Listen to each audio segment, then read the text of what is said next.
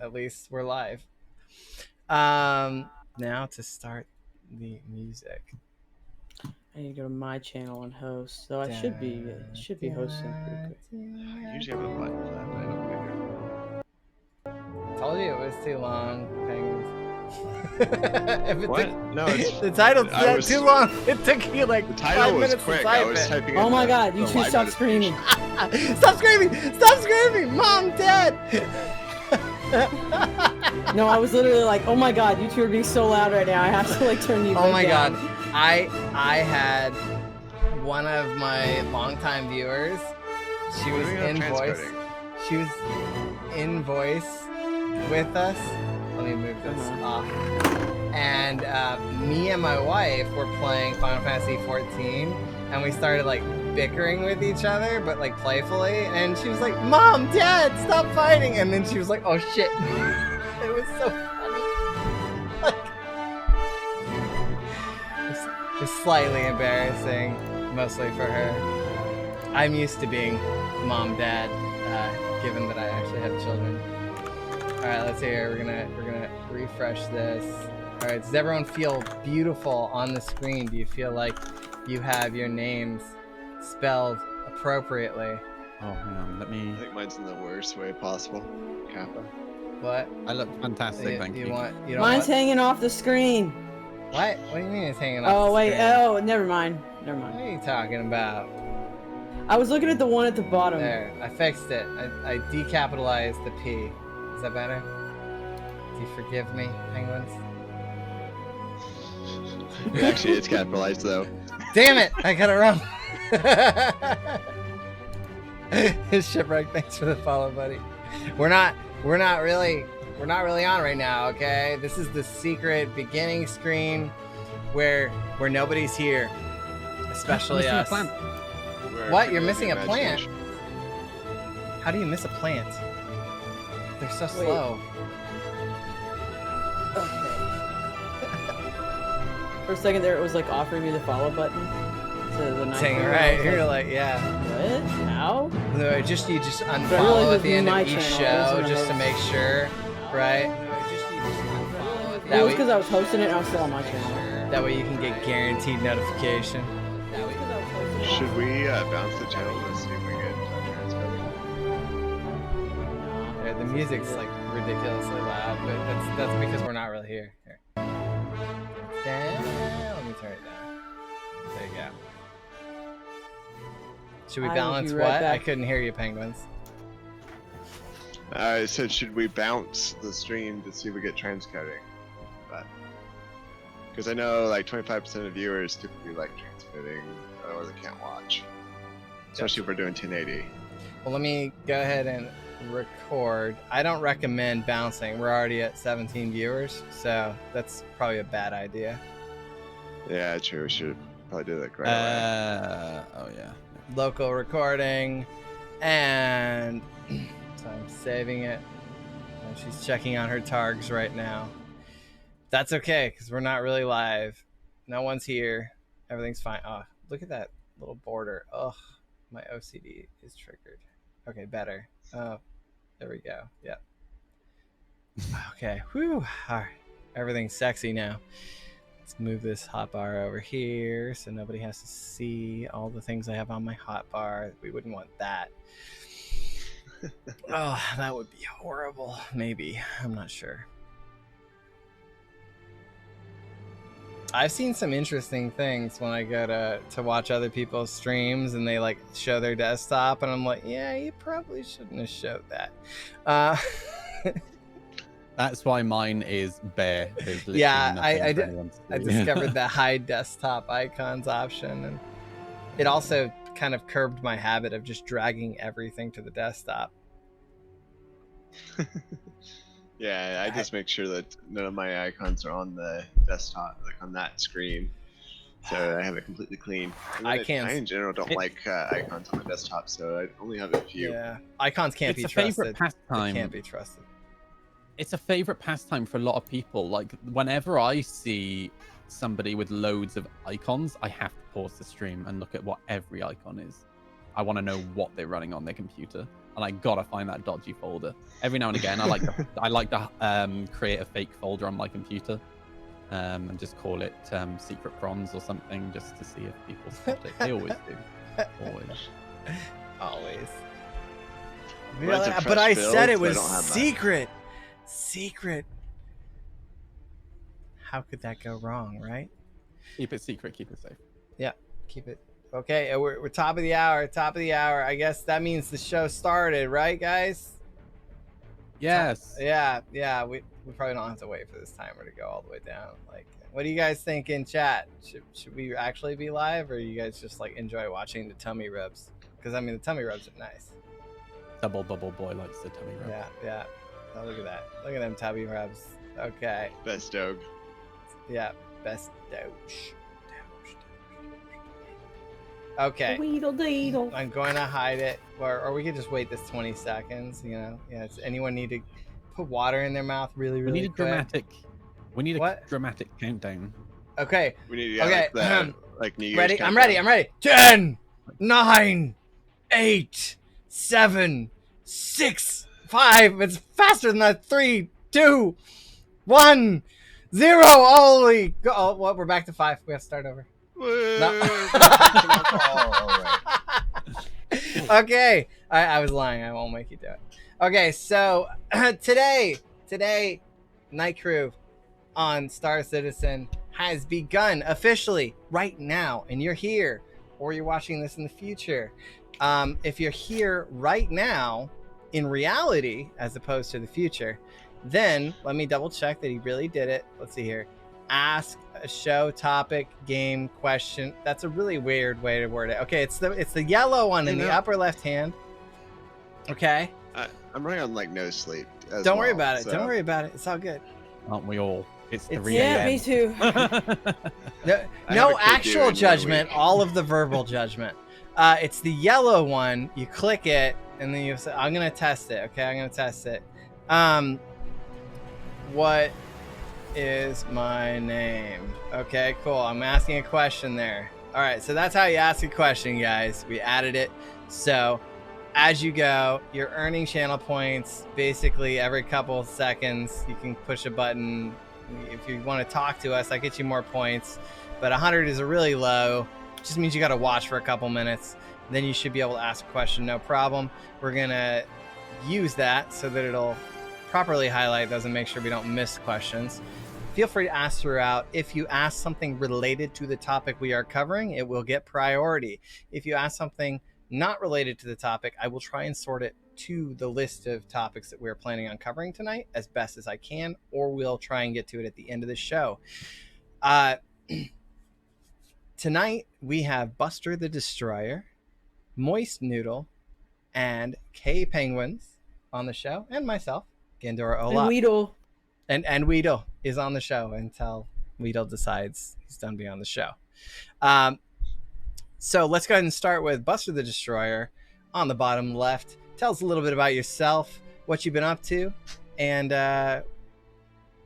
where we can find you. Anything else you want to yes. share, briefly? Yeah, obviously my name is Buster the Destroyer. I am a Twitch streamer here on Twitch. I'm also a member of the Night Crew. You may have heard of them. And I play Star Citizen primarily, though this week I have to admit I have not been playing as much Star Citizen on stream. I've been a little, I just kind of need a break from Star Citizen a little bit. How'd But, that but, but other than that, I'm from Texas, 25th House of the Klingon Empire, and all kinds of stuff. I'm a Klingon themed person and streamer, and then starting next week, today specifically, I did session 0 of a new campaign that is sponsored by the publisher of the book. It's from Star Trek Adventures is the campaign is the rule set we're using, the Klingon rule set that they just came out with, and it's published by Modiphius. Modiphius is sponsoring the show, and it's a new show called Sword of Kahless. It'll be on Encounter Roleplay here on Twitch starting next week from about 6 p.m. Eastern to about 9 p.m. And I will continue playing my character from Star Trek Vasquez, Commander Baj, who will now be Captain Baj. and all kinds of stuff. So Upgrade. I got all that going on, Woo, woo. and it's exciting. I'm very and it's sponsored, but I also am being compensated for playing. That's awesome. So it's my first like sponsored and compensated gig. But other than that, you can find me here on Twitch, Buster the Destroyer, on all other social media like YouTube, Twitter and Instagram. It's Buster Destroyer. And this is Weedle, and Weedle is about 8 months old, and she pooped outside yesterday, so I'm really proud of her. That is good news. All right, Moist Noodle. Tell me a little bit about yourself, where we can watch your show, and what you've been up to. Hi, it's me, Moist Noodle. You can find me on OnlyFans and twitch.tv/moist_noodle and Twitter at the Moist Noodle. I'm primarily a Star Citizen PvP streamer. Used to do a little bit of low flying until performance Recently. became a little bit well, every now and again I like to do a little bit of facial prospecting, right? And what I mean by that is, putting my face into a rock. Yeah. But low flying for me, I was hoping that I'd be able to low fly again for 3.10. and 3.9 the performance like down planet side was just too bad for me. But I don't know if I'll be going back to it for 3.10, but PvP for me is probably the actual technicalities of PvP in terms of the flights and weapons, etc. Is I think the best it has been for quite a while now. I'm really enjoying it. Singes aside, apparently the latest patch tonight they've put in a temporary workaround for Singes. They made it so that's even gonna more be powerful, amazing. right? Oh, don't please, please. But yeah, that's me. And this week I actually started playing with a heart rate monitor, which actually displays on stream and has some cool features. And it's really interesting kind of watching the VODs back, because it's quite hard for me to monitor my heart rate while I'm in a PvP fight. So watching the VODs back and seeing how my heart reacts to certain situations inside of combat. I think one of the most interesting things actually that I've spotted is when I spot people flying towards me who I recognize. Like, for example, I saw Maya at Grimhex today, and the moment I saw Maya, my heart rate went from like 80 to 110 just because I wanted to kill him. So yeah, but it's good fun. So, The excitement. Yeah, The excitement. Yeah. Excellent. All right, Penguins, tell us a little bit about yourself. Where can we find you? What you been up to? I can actually do some FPS, 'cause that's more what my gig is. Though I have the distinction of saying the only person that's killed me in combat is Moist Noodle. So there's that. Multiple times, therefore, even. So, yeah, my main thing is definitely more on the ground. Shooty, bang, bang. that's where I'm But- terrible. See, we just need to team up, and then we'll have Yep. this down, right? But yeah, 3.9. It would, for some reason, I even reset my game and everything. It would not let me do FPS, so I lasted, I think, all of maybe 2 weeks before I dropped the game completely, until 3.10, and now I'm able to again. So I'm getting back into it. And in the meantime, I was playing Rust and shooting people's heads off left and right, and there, everybody going like, "Oh my god, you shot headshot like 50%," and apparently that's a big deal. And If you So look I've at been in my the Rustland. if you look at my headshot rates, it is a big deal, Penguins. I just panic. I just panic and spray. That's all I do. well, I fall I back can on go my into the military technicalities training. I do use a lot of my military training as well, and that's part of it. So like, I make sure I have the right angles, I communicate really well, very precise. I use my cover, et cetera, right? But the biggest thing is every FPS game has a couple of things that are very common. Some guns like to do up and down, and some are pretty accurate, right? And they'll do bullet drop instead. And as long as you kind of get that general sense and you kind of figure out which gun is which, you can quickly dial in, especially if you do it a lot. But yeah, so I'm back as of this week. I actually took a month and a half off because I literally had both my PCs go down at the same time. I'm gonna blame it on like a lightning strike or something, because we did actually have some lightning around that time. There you go. But they're both online now. I'm on one of them right now, and I redid the background, although I need to redo that because that expanded after I glued it. And I got a lot of my audio fixed and a bunch of different stuff, so I've been just cracking away at it. And then I have a kid that's showing up, and she's due in 2 weeks, so I've been getting everything ready for that as much as possible. So I'm still not 100% back because I gotta wait for that to happen. You'll be like 3 shades paler when that happens. Like, I know it, like from experience. It's like your skin just all the blood. I'm not even gonna say like, oh no, that's not me. I don't know, so I'm not gonna refute any of that. But I do know that even whenever I was a single deep person in the military, a single deep in an agency that was in charge of the protection of the United States, single deep, I have never been this busy in my life before. Yeah. So it's been crazy. Oh, cool. And I'm Gandora Olap. You can find me at twitch.tv/Gandora Olap or twitter.com/Gandora Olap, which I've been a little bit more busy on than Twitch. And you've probably seen me mostly on this channel lately because I refuse to miss a show. So I drive back from the work site every time it's coming up just so that I can make sure to host it. I have been very, very busy.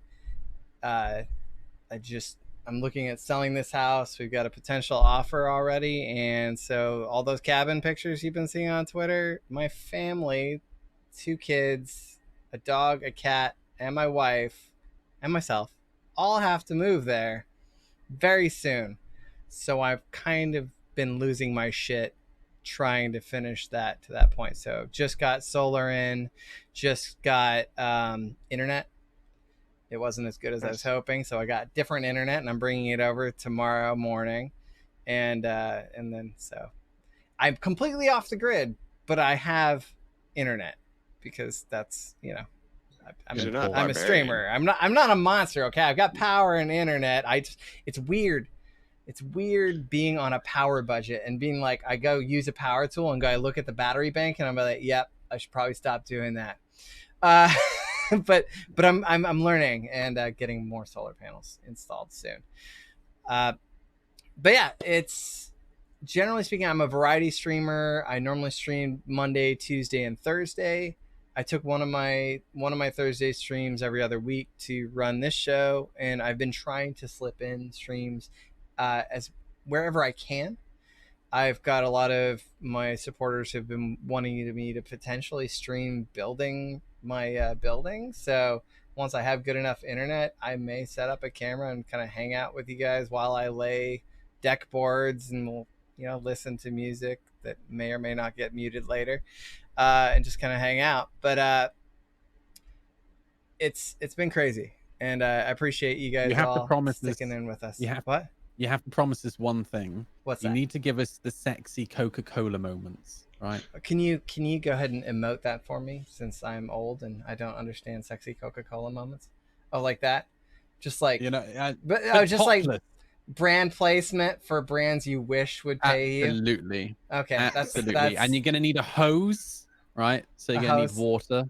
You realize that all my water is collected from rain right now, so my showers, I'm sure you'll find a way. Okay, well, so I could have a hose and maybe blow some sand through it. How's that? That seems like more plausible. But you know, we'll talk about this later. Work it out. It seems like we need to do some planning on this. So without us delaying further, let's go ahead and we'll start with Buster's video. She wanted to highlight. Let's see here. Let me find it. It's the Twitter link I posted most recent. Okay. Got like 3 monitors and 6 things on each of them, so just dig in. Never have too many monitors. That's unless true. you only have solar panels. Yeah. Yes, I'm definitely starting to discover these things. Okay, so here we go. Here we go. I see it. This is a quick commercial. Now I set this up. We are now on the cinematic night preview, so you can all see it together. I'll count down so you guys can watch it in that way. All right, you ready? You guys ready? I'm good. Okay, Yeah. 1, 2, 3.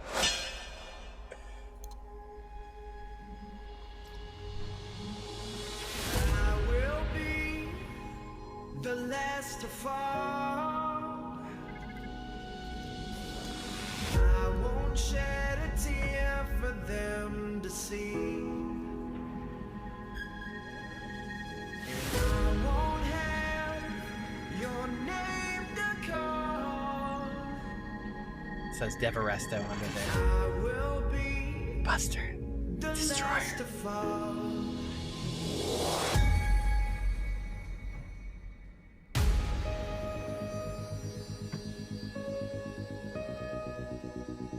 There you go. Very nice. Yeah, that's our trailer for It the. just plays again the and again. upcoming- Yeah, okay, cool. Excellent. I'm Sort of looking forward to curious. seeing that, and really proud of you snagging that gig. I am too. So it's all thanks to Mythomatic. He was the one that spotted it, and he sent it to me, and he was like, "Hey, I think I found something up your Yeah, alley." that's a good fit. And they were looking for like one to two more people, and I was like, and I told them all my credentials, and they're like, "Yeah, we can't really turn down an actual Klingon."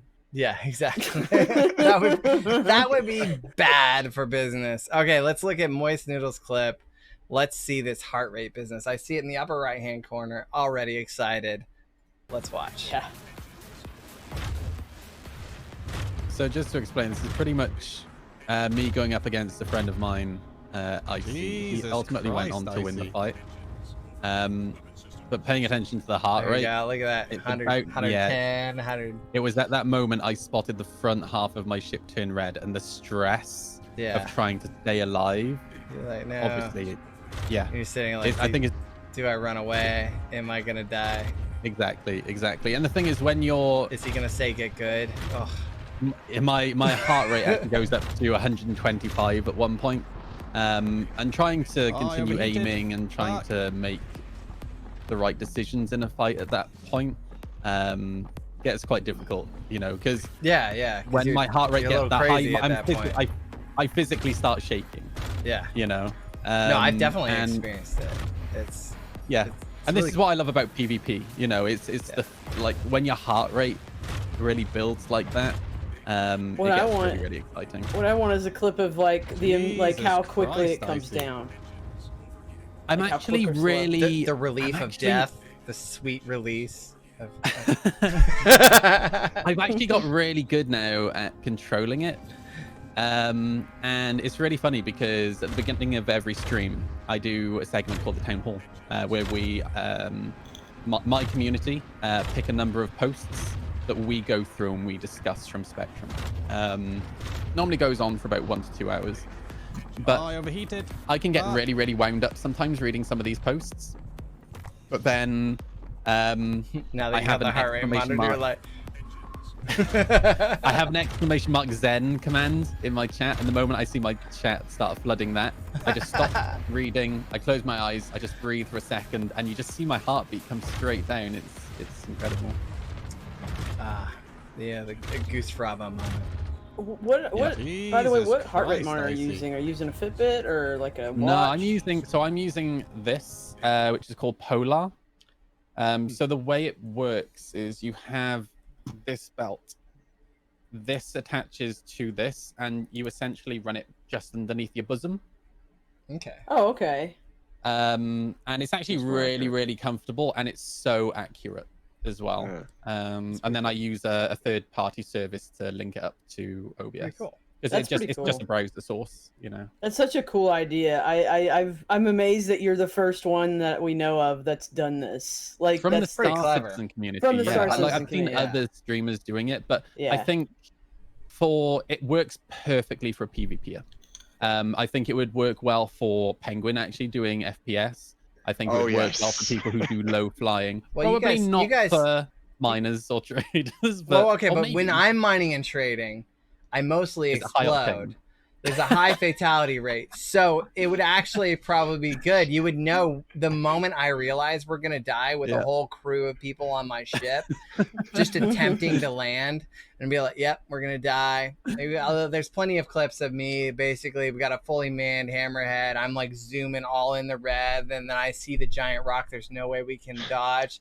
And I'm just like, yeah, everything's fine, guys. Don't worry about it. Boom. I've actually started wearing this in my downtime as well, and in my I've been needing to take some breaks from Star Citizen over the last week or so because of the drama that's been going on, and I've been playing Sea of Thieves with a couple of other friends, Aurelia, Nice. and I actually left this on while we were playing Sea of Thieves the other day, and I didn't realize that Krakens were a thing in that game, Oh, you didn't? and Oh, you figured it out, eh? and Yes. we started attacking a player ship, and I was like, destroy them. And then all of a sudden, as we opened fire to give them a full broadside, I just heard roar, and I looked to my right and I just see these tentacles come out of the water, and I looked at my heart rate 155. Oh yeah, Oh, yeah. No, God. the Friggin' first time is awesome. pretty awesome in that game.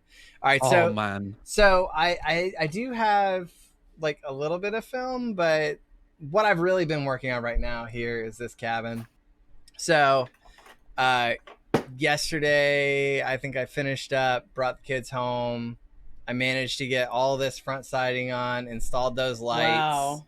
It looks looking really good. And I is made so a bunch of cute. progress on the drywall, and the electrical is like all done, other than adding more solar panels. So it's an amazing feeling to take something that, like, I literally just had sticks in the mud at the beginning. Like, it was literally the middle of rainy season, us trying to drive the initial pillars, putting a really shitty foundation in, tearing it up, and building a new one once I realized that it was just really bad.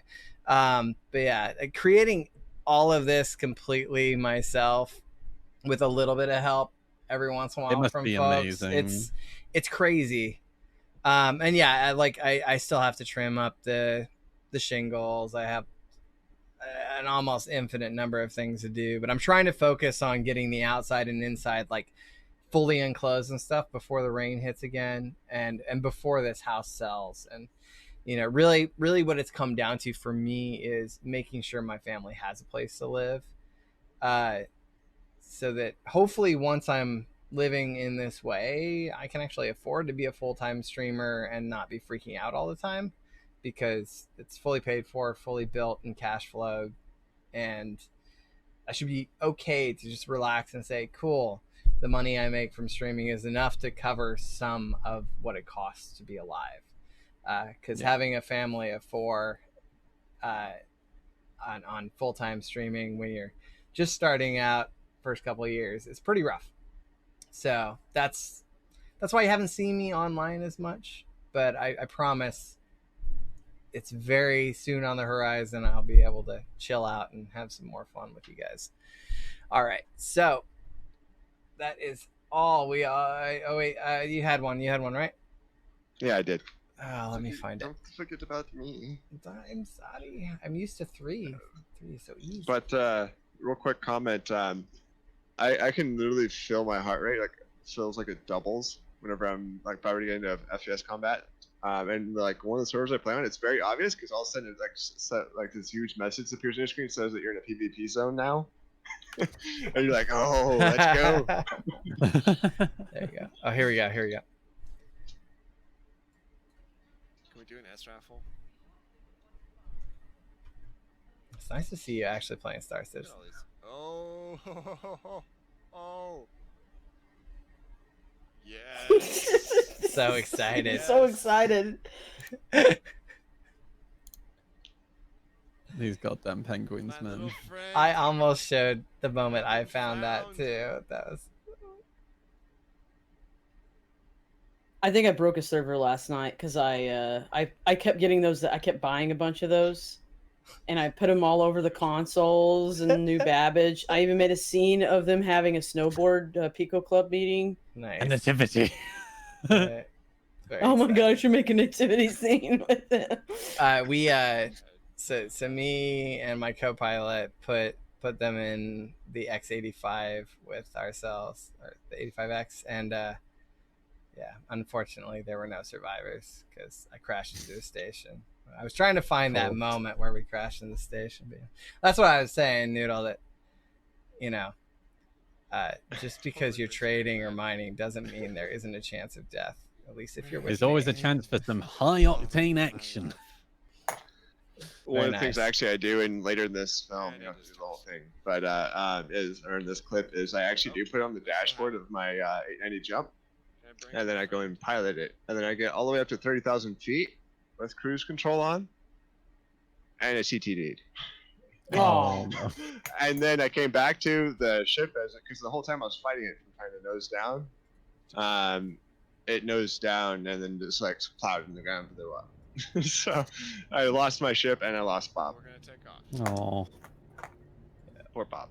There you go. Okay, here's him putting Bob on the dash. Hope that the ship doesn't eat you. Rest in peace, Bob. And we're gonna take off. It all started with those turtles, right? Oh God, I love the oh I I actually miss the talk about it, turtles. yeah. Me too. I Did actually they talked did about they it really later. get rid of the turtles? They're not there anymore, yeah. That's horrible. My Well, roommate has they this went really extinct. cool turtle lamp I've been wanting to put in stream. Because it's like When you it say looks like the turtle Star lamp. Citizen Now, the turtles. buttons All right, work. so Hey, I think we've covered enough here, though. Let's do the actual show, I guess. Do we have Okay. to? Man. We'll get there. Okay. It's okay. We'll get there. We'll get there. Let's watch that preview again. Okay, let's see. And okay, I am going to start with penguins with the first question. The first question is splines. Good, bad, ugly, sad? Please Splines? elaborate. Okay, if you're not aware of what splines are, then I do, but I'm landing gonna do it in the way you splines. think. Landing splines. Oh. Yes, Okay, sorry. basically. There's other things in programming. That's what my head. Yep, no worries. Sorry. I was clarifying. Agilism, way too early. That's my TLDR version. I feel like there's other things they could have did with that time. And I know it makes it really realistic, but there's so many other things that are not realistic and that need to be added that I think it was a little premature. What makes it premature? Like, just because the fact that, like, we can't even fly without CTDing. We can't, we can't float our ships, for example, would be kind of nice. Like, taking my 890 and, like, going on a nice cruise on the ocean in Hurston or something. Stuff like that. Sure. Enforcing splines, yeah, I'm good. Okay, Can I go ahead. play devil's advocate? Absolutely. But do you have a pair of I horns that you can actually- put on? So, to a certain degree, I completely agree with you, right? The logical side of my brain is going, I wish they'd spent that programming time working on other stuff. However, one of the great things that has actually come out of the landing splines and or the gates and no fly zones, because they've reiterated this 3 times now, right? Yeah. Is the fact that they've realized they should probably move the spaceports out of the center of the cities. Thank goodness. Very much That's like true. New Babbage is. So they've said now that they're very likely going to move. With ArcCorp, it's going to be a bit more difficult, obviously, with Area 18. But Lawville, they will probably move the spaceport out from the center of the city. Yeah. Because that will resolve a lot of the issues around the no-fly zones. The whole point of the no-fly zones, really, is just to prevent the player from getting too close to areas that are going to look too ugly, because then they can't make them look detailed enough without taking a huge performance hit, right? Or needing to spend a lot of designer and development time to build up an area to make it look super detailed. And they probably wouldn't have realized this if they hadn't reiterated and they hadn't really worked on the landing gates. Go on. So I get that, right? And like anything that they add, like literally anything that they add, they're gonna learn something and they're gonna have to redo some stuff. So Yeah. so that's the other side, right? Like Yeah. Let's get I wrote a Buster's program take. today. Let's get Buster's take so. before we continue to discuss it. Though. So Buster, what are your I thoughts love on Tron splines? hallways. What? Oh, I love the gotcha, Tron Tron hallways. hallways. Okay. I've not had any problems with them. Everybody in my channel is always like, "Oh, you're gonna crash," and I'm like, "No, I'm good." And I'm like, no defeats. I have an undefeated record with Tron hallways. So Tron hallways, so great. okay, but I have agree you with you tried guys, to get though. out of it on purpose? What do you mean? Have you purposely No. fucked up? No. No. I do think the autopilot is. I don't think it should autopilot you, right? Yeah. Personally, what I think they should do is they need to have missile launchers everywhere. Right? I love That you, would be so Moise. much more when you fun. when you fly out of those gates, they They just warn start you, shooting you. right? And if you don't go back to the path, they just don't let you fly anymore, right? They fix it. They it's as fix the simple as that. glitch. Exactly. I think it should be like Grand Theft Auto. Like first they bring in like the Spaloos, and then it gets up to like all the way up. I would to, love like, that. Caution. Finally, they just launch the launchers at you. Everybody would just constantly it would just if you did that though, like everybody would go to Loreville and places like it just to see how many they can spawn before it breaks the server. That's what we call emergent gameplay. I agree, but They I'm just also have to saying- set a limit to the number that can spawn, so it doesn't bust the server. Yes. I've been at Everest Harbor when there's been over 50 NPC spawn there. It is not good on your frames. You're supposed to At kill all. them back, but I think that can How happen. could you? Whoa, whoa, No, whoa, no, whoa, that whoa. can happen when we get rid of the no murder zone. Because Armistice is supposed to Armistice. go away eventually once they have the ability to. Well, the way they enforce work things. now is supposed to go Yeah. away. Yeah, you're Yeah. supposed to get in trouble and get shot at for trying to pull your Yeah. gun out in the future. So, okay, I'll give my opinion on it. I'm sure it's great if you stay inside the Tron lines, but as someone who always likes to break the rules, autopilot sucks and kills me every time. I've been mostly Yeah, I don't like the autopilot. I've been mostly trying to test it with my heavier, more difficult to maneuver ships because I'm trying to worst case it while I'm testing it.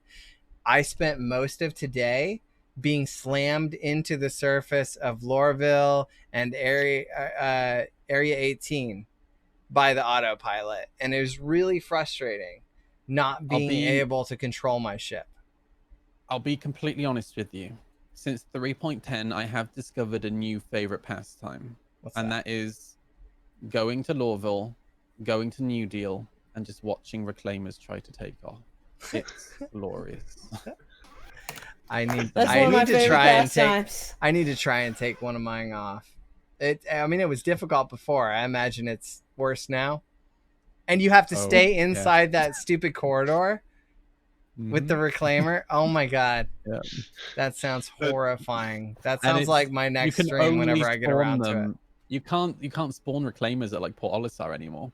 Despite the Right. landing pad actually being technically big enough, they've Yeah. actually assigned it now as a smaller size pad, even though it's physically big enough. So Similar to one of Yeah, my you could favorite do 90 pastimes there. during free flight, Moist Noodle. I just go stand at one of the new player bases and just watch people yeet into the pads on accident. It's pretty nice. So overall, I think splines are a really great idea. I think that executing them has exposed a lot of problems, including what Moist Noodle brought up, which is something we've all really experienced, which is why am I flying here and then having to go 20 clicks to go find a random landing zone? That actually came up in the ISC video where they were like, we should probably have a beacon for the actual landing zones, right? It's also exposed how terrible autopilot is. And Buster, I implore you to try and be bad at flying just briefly so you can experience how terrible the autopilot is. Just briefly. I know. I'm bad at you'll this all never the time, so much so that I just look like I'm a great pilot. you'll never achieve Gandora level Falling flying with outside style. of the lines, okay? Like my wife tries to get me to color a coloring book and she's like, okay, never mind, just go back to video games. But yeah, On that note, I don't know how many times I've pulled off the coolest looking flight maneuver that was like totally like, no, guys, I totally meant to do that. Like, oh, I just skidded past that other ship bit like by the hair of my chin. Oh, okay. I totally did that on purpose. Yeah, that's great. The best Very much pilot like low ever. flying. Just Best spin a lot pilot and ever. just pretend like you meant to do it. Yeah, exactly. all right, Ball so style. I think we're ready to move away from splines. I just wanted to talk about them because especially as a new person coming in, everyone's going to experience them. It's something that I hadn't experienced when I first was testing 310. So if you haven't tested the latest, I highly recommend you test it. Get used It's in to wave it. 2, right? It is It's all open ball backers now. All backers. Yeah. Yeah. But And Go any ahead. jump has the same effect as a reclaimer from personal experience. quite difficult getting out. Yeah. I managed to do it, but it is not easy. I had to go really slow. There you go. Okay, so a reminder to everyone now, there is a channel point option to ask questions. So if you do have questions, particularly related to the topic we're talking about, be sure to use it, and it will be amazing. I'm going to ask this next question here. I am really interested in what your guys' take on it is. So hopefully you are all aware of the trade app exploits that were rampant and insane. Do you think that they've been fixed enough for live release? Have any of you experienced them still working on the latest patches, particularly today, but maybe, you know, what's the most recent time you've seen or heard of those exploits working? And I'll start with Penguins. I honestly didn't try to do the exploits, so I don't know if they still work. Like, I was more just trying to test out the weather and test out storms and, you know, the dynamics and stuff like that. And honestly, that was what I did on my off time, and then on the on stream, I literally didn't even make it out of the system. So, like, Okay. yeah. No worries. How about But I you, did Moise? hear about them and I did see them. So I think they have. I've not seen it work for about 2 or 3 patches, PTU patches now. So that's not to say that there isn't a money exploit, but you know, somebody might find one later on, or one might appear in another PTU patch. Now the question that I really have to ask, and I can kind of answer it myself, but it's something that comes up on my stream every now and again, is Okay. Is it really the end of the world if there's a money exploit in the game right now? I agree. Because at the end of the day, it's all going to get wiped anyway, at some point. And really, what is the advantage that people are gaining? Like, sure, in 310 we have a much wider, pretty much every ship, right, is now available to buy in game. It's not necessarily a bad thing that everybody can exploit and buy all those ships now. Can I To answer my own question, go on. now? I just wanted to counter that this particular exploit, while it makes you money, makes large amounts of negative money for the individual that you target with it. Oh, I think we're talking of 2 different bugs then. Okay. Because the bug that I'm thinking of is just where you spam the button and it duplicates the amount of transactions that you've done. No, I'll explain the one I have Okay. after Buster gets a chance to weigh in on the topic. Well, can I just finish my Yeah, train yeah, of thought absolutely, before we move on? absolutely.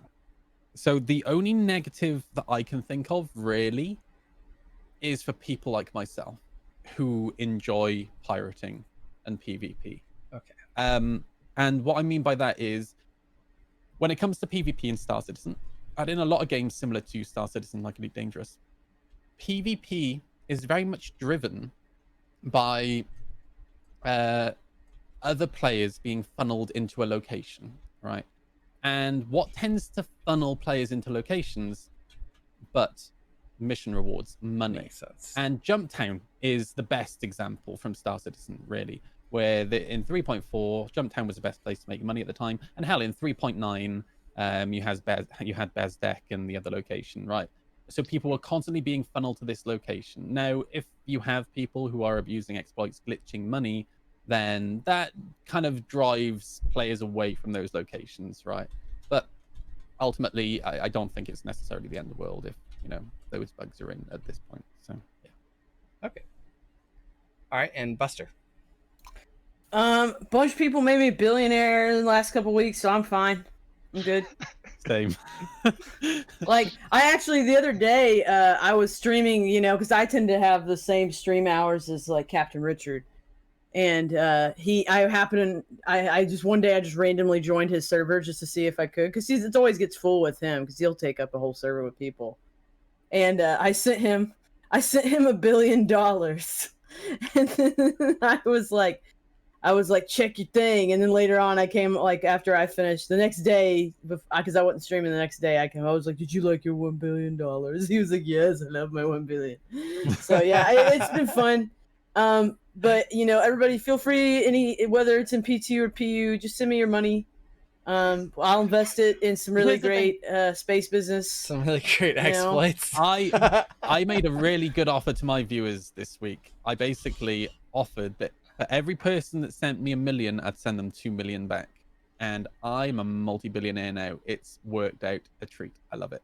But my favorite thing is there's no history, right? So you don't know who sent you money. So every time I log in, I have no idea. Money. Every time I log in, like, I don't know where it keeps coming from. I wish that's one thing I do wish it would have is like a log. There really of, needs to like be an a activity, like kind of how they have like the notifications and the pending and all that. Like it would be nice if there was an activity log on your like a bank statement or something. Yeah. Even if you had to access it on the website, you know, that would be fun. Yeah. It'd just be fun. I just hope that opens up the opportunity. The only concern I really have with something like that is down the line, and I've talked about this multiple times when I hosted this show back in the day, but this is a subject I brought up several times, is, you know, will Star Citizen ever get to that point where like WoW did? Remember back in the day, like WoW, like what, in the early 2000s and all that, like back in the day, WoW, there was like people in other countries, like I think mostly in Asian countries, that would literally, that's what they would do all day. They'd just go mine gold in WoW, and they'd sell it generally to like European, like Western players, like Americans and Europeans and stuff. And I worry, that's something I worry about when Star Citizen is released, is like, how are they going to keep it from being like that? Because then that's like creating a new gray market, right? Because there's already a gray market for ships, but there might be a new gray market for something you have to bear in mind with World of Warcraft, if we're using that example, is that it was very, very easy to create macros to do the mining for you. In Star Citizen, I think that's going to be a little bit more difficult. Yeah, and that's fair. I mean, honestly, if somebody is putting in the work to do that, and people it's fairly challenging work, they deserve to be paid. I kind of agree. I mean, when you put it like that, I'm like, yeah, because I wasn't considering that, because I knew that, but I wasn't like thinking about that, like at the tip of my tongue, at the tip of my brain. But that makes sense, because I mean, if somebody goes around and they earn like 1 million credits, like hard earned, and they like sell it to somebody for like a few $100s, like, we're not condoning power that, to by the way. We're not condoning it. We're not saying you should do it, but I'm not saying that you don't deserve to be compensated. There is still plan for the currency to be able to be sold, though, right? So, let me give my opinion. My big concern, I haven't been able to replicate it in the last week or so, but I've been pretty busy. When I did replicate it, it was using the method of I just sent 10 credits to an account that was bugged. Okay, and the bug happened during a reset, basically, and I ended up getting 1,000 back. I sent that 1,000 back, and I got 1 million. But what was actually happening was you were getting multiple negative transactions on that person's account. So they were at negative something billion credits because of the fact that everyone was testing against their broken account. My concern is that if your account gets into that state, first of all, when you go to reset it, what happens? Also, the other piece is that person shouldn't have to go through and reset their account just because other people are exploiting the fact that they can trigger a return on money. It's basically a way to steal money from other people's accounts. And that was my really big concern going in. I didn't know about the other exploit. That was the one that I was really worried about. It's specifically in the trade app. You go to send someone money, and when it returns, it kind of did a loop where it did like 10 to 1,000 times as much as you sent them, So my hope is that that's at least been resolved before they go in. I don't mind if people are making money, but making money at the expense of other people is a concern for me. That's my take on it. I think they did fix it because Red Bear posted about it, and there was some CIG people that are like, oh. They just didn't want to talk Oh. about it, right? Oh, that. Sorry, Yeah, bruh. let's not talk about that. Sorry, bruh. Okay. So, okay, we did have a question that came in, but it was mostly people trying to get me to wear more hats. And I think we'll need more than 2 people wanting me to wear more hats before that happens. So let's move on to the next question. What are your thoughts on the new flight model now that you've had more time to test it? Do the same rotation. Penguins. Yeah, there you go. Okay, well, now we're getting more hats. Do it. I Commit. didn't switch my earbuds, and I'm gonna do it. So I'll answer the question, and then I will do it. Perfect. But I need you to re-ask the question. Okay. What are think your of the thoughts flight on the model new now that you flight played with model it? now that you've had some Oh, time to test it? I feel like it behaves more what I would expect it to behave like on with an Atmo, especially. I don't like that their way of doing gravity is to just consistently pulls your nose down. Like I don't feel like that's legit. Like every ship, it's just like, oh, you have now 2 times the weight of your ship weight on the front of your nose, and you have to fight it the whole way up. It's like, that's probably not realistic, but the rest, like, it's a lot more in the right direction, like in that. And some of the kind of combat and stuff I've seen, I'm not a PvPer, as we've talked about earlier, when it comes to ships, but it seems a little more able, if that makes sense. So. Yeah, I will defer to Moist to talk more on that one. I love it. Okay. You love it. Honestly, I know there are a lot of people who their favorite flight model is 2.4. Some people say 2.5, 2.6, 3.4, whatever. This is actually my favorite flight model that we've ever had, and I've been playing for quite a long time. I've only been PvPing since 3.4, but I absolutely love it. So to come back to the issues of flying in atmosphere, the thing that we have to bear in mind is that there's still a lot of work that they've said they're going to do when it comes to atmosphere. So right now, the what's the word that I'm looking for? The aerodynamics on the ships are dictated by flat planes, right? So it's not the actual ship model that is dictating the aerodynamics. It's flat planes that we can't see. The one thing that they've said they're going to be doing in the future is those flat planes will be turning into actual wing-shaped wings that will act more like wings. But not only that, they've also said, counter to what they said years ago, because we asked as a community years ago, will we ever get control surfaces like flaps, rudder? And they categorically, I can say this word, categorically said no. But they've come round to our way of thinking now, and they said, yes, we're going to be getting control surfaces, which is exciting. But to bring it back to the flight model in general, I do love it. I think the thing that I really, really love is the fact that ships now have personality. And what I mean by that is Everybody flies a little different. Yeah, previous to what we had now, yes, an Arrow was slightly different to a Gladius, but they were mostly the same. They're the same. Yeah. Now, the Arrow is completely different, but not in. It doesn't mean that the Gladius is bad or the Arrow is bad. It's just they feel like they're different ships, but they both feel like they're light fighters. And the fact that the Arrow had one of its shields stripped away, the great thing about this flight model is that the Arrow is actually a little bit more nimble now, so you can actually fly more evasively to make up for the lack of shield that the Gladius doesn't have. The Arrow is a dream. The Gladius is a dream. The Super Hornets are, the Hornets are pretty great. The Super Hornet is better than it was previously. The Saber is just, no, there's still an issue with overheating, but that's a completely different topic, right?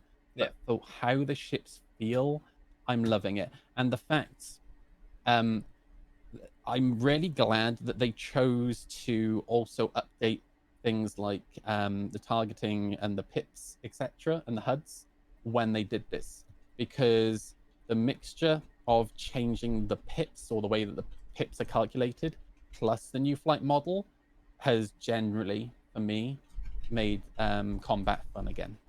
So Okay. No, and I can see like most of their changes were actually geared around improving PvP. That's been very clear what they've been doing, forcing us to have more close quarters combat, less pixel hunting. Some amazing improvements for fixed and gimbaled weapon. Like the HUD changes are quite amazing. There's a lot of work for us to do relearning, but I think that what you're expressing is basically that from the perspective of PvPer, it really has improved the gameplay. Take what I've said with a pinch of salt, right? Because I haven't really flown the big ships a lot. I've tried the 600i. I think we will still see a lot of ships being balanced. Even I think it was not today's patch, but the last one, they made the 600i a little bit more maneuverable again. We saw the Vanguard being made just a little bit as maneuverable as it was in 3.9, which I think was a terrible mistake personally. I think they nerfed it too hard with its maneuverability, but now it's too maneuverable for a heavy fighter. The fact that with a light fighter I struggle to get on the ass of one is absolutely insane. So I think we'll still see a lot of tweaking. Going forward. How about you, Buster? Tell us about your experience. How do you feel about it? You think it's ready? I really like the new flight model a lot. One of the things that with hover mode in particular that I didn't like back in the day was hover mode was too sensitive for a mouse and keyboard player. I knew plenty of stick players that were like, I don't want to see why everybody complains about hover mode. It's fine. It's like, yeah, but do you use mouse and keyboard? No, I don't use mouse and keyboard. I don't play like that. I'm not scrap. and then it's like, you know, it's just one of those things. It's like even like HD Vertigo and I, like one day with hover mode, he was, because he uses stick and keyboard, and then he was like, you know what, Buster, you're having such trouble. Let me try mouse and keyboard just to see it from your perspective. And he was like, holy shit! Oh, like he couldn't believe how sensitive it was. And so I feel like they finally struck a balance. Yeah, like because there's elements of old hover mode in this. Like I feel it when I'm playing. Yeah. But it's like so much more balanced, and I know there's a lot of people in the community that, like, not tons. I'd say it's probably 50-50 from what I've seen of people who like it, who don't like it. And I've been playing Star Citizen since like 2.5, and everybody, I don't know. The other day I had somebody come to my channel and they were like, and I can't remember everything they said, but they were basically like, oh, the flight model's such trash. Oh, they need to go back to the 2.5 flight model, and just all this crap. And I'm just like, yeah, like, let's take like 10 steps backward. Yeah, sure. Yeah, CIG's totally gonna just do what you want, exactly what you want, and take 10 steps backward and screw up everything they've worked on for the last like 3 years with this flight. I'm like, no, shut up. It's not happening. Why don't you tell us how you really feel? It just annoys me when people get so pissy about a change. I get like the adjustment time you need. Sorry, Manoodle. I get the adjustment time that people need to make like, oh, okay, they changed the key, or they did this, or they did that, or like flight model is always a major change for everybody, and it's fine. Like, it's just part of Star Citizen. If you invest in Star Citizen and you get pissed every time a new patch comes out because something changed, that you invested in Star Citizen for the wrong reasons right now. You should have waited till release to be involved in Star Citizen. I get people in my chat at least once a day going on about how they love the old flight models, right, from like 2.5. Yeah, me too. Yeah. Oh, And nostalgia. here's my take on it. So, yeah, I enjoyed those flight models. Yeah, they were fun. The issue with those older flight models, however, is, and this is coming from somebody who is, all right, a PvP, right, dogfighting, and has been for a while.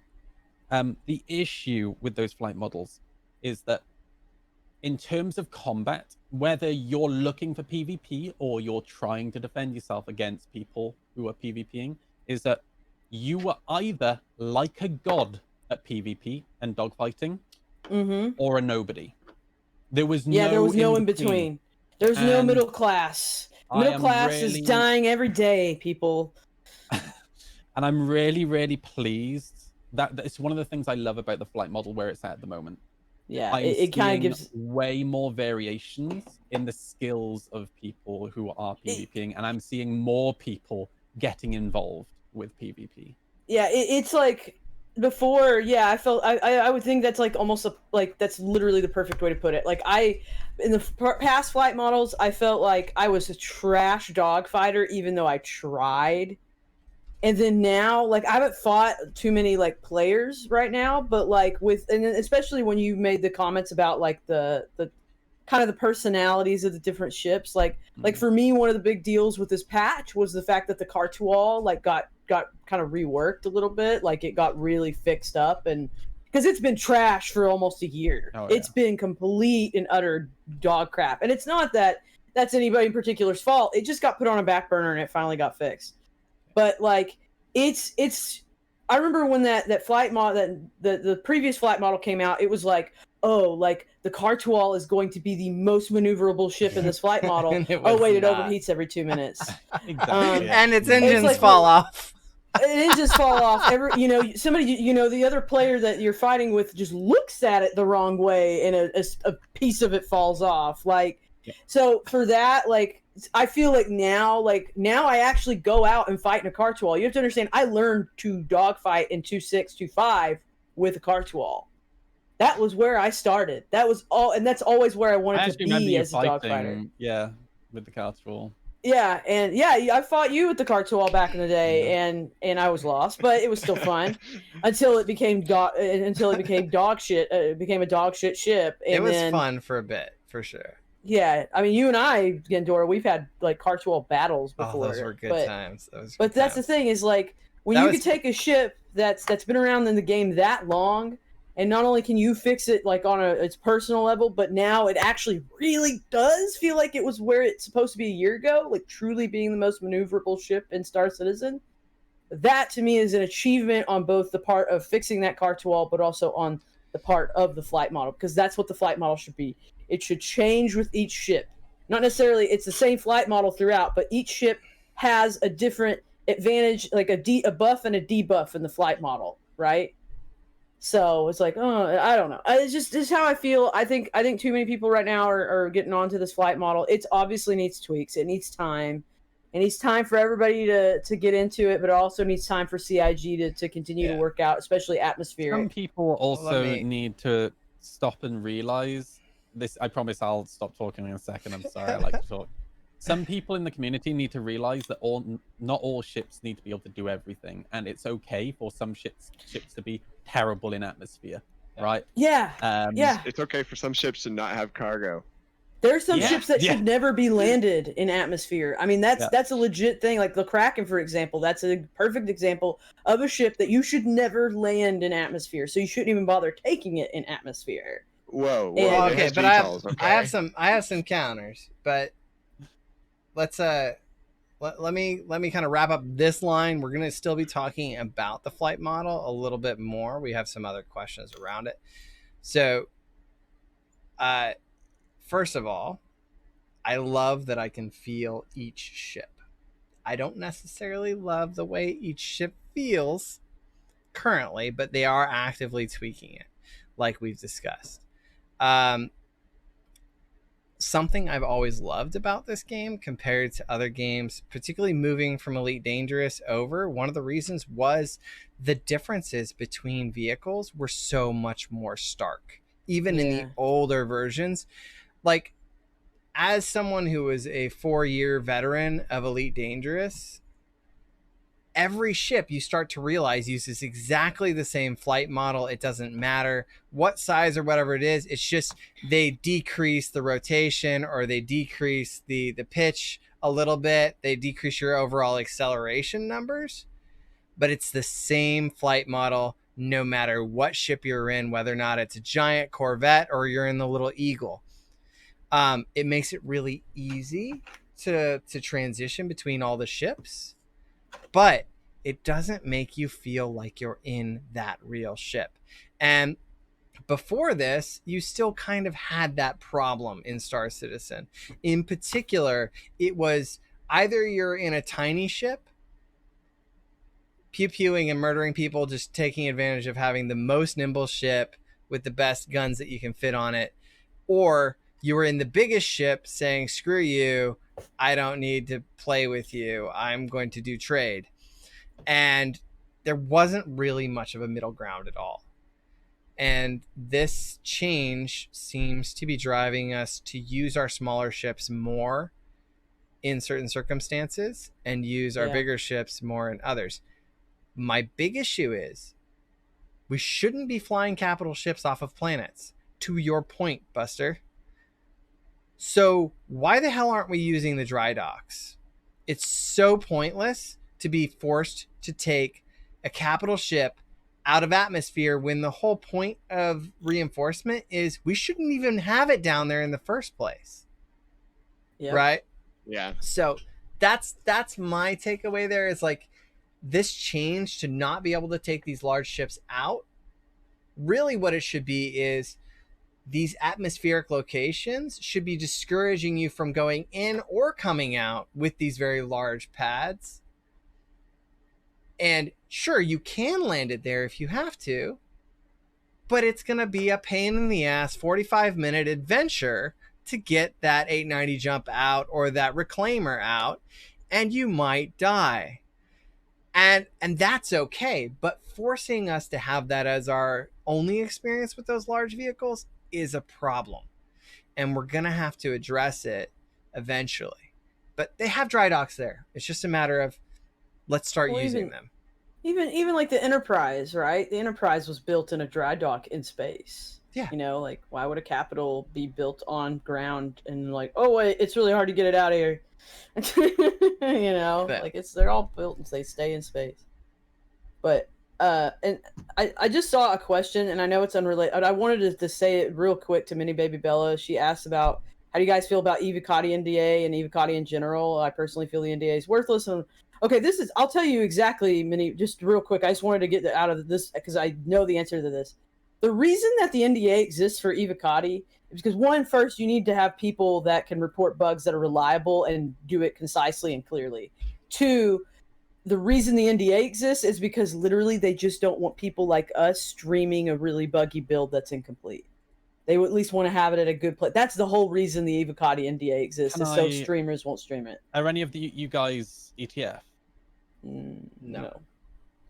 I Which am. ETF? Right. Evocati test flight. Oh no. I got Um, halfway through that. I am. And let me give you my 2 cents on this, right? Sure. So, oh, I don't know. Sorry, I can feel my heart rate starting to pick up. Sorry, I didn't mean to So- change You're the like- subject so abruptly. No worries. I saw that, and I was like, I have to talk about this. Yeah. So FYI, I'll try to be I as- shuffle I'll try to be those as- to the bottom of the list if they're not topic related. It was just FYI. Go ahead. I'll be super quick. So I think, in a way, I would like to be able to talk about things that are in the Evocati build more. However, I understand why the NDA is there. It's because, and first of all, there are people in the ETF that I really don't think that should be in the ETF, and there are people who aren't in the ETF, like Space Cutler, for example, who I really think should be, and I don't understand why they're not. However, just try and keep it short. One of the reasons that I think it's quite important for the NDA to be there, and you have to bear in mind the stuff that you see leaked, you only know of it because it was leaked. There is still a lot of stuff that goes on that you guys aren't always aware of. There are occasionally entire patches that drop to the ETF that don't actually leak. And not only that, very often there are things that are pushed for the ETF to test and try, again, that stuff doesn't leak, right?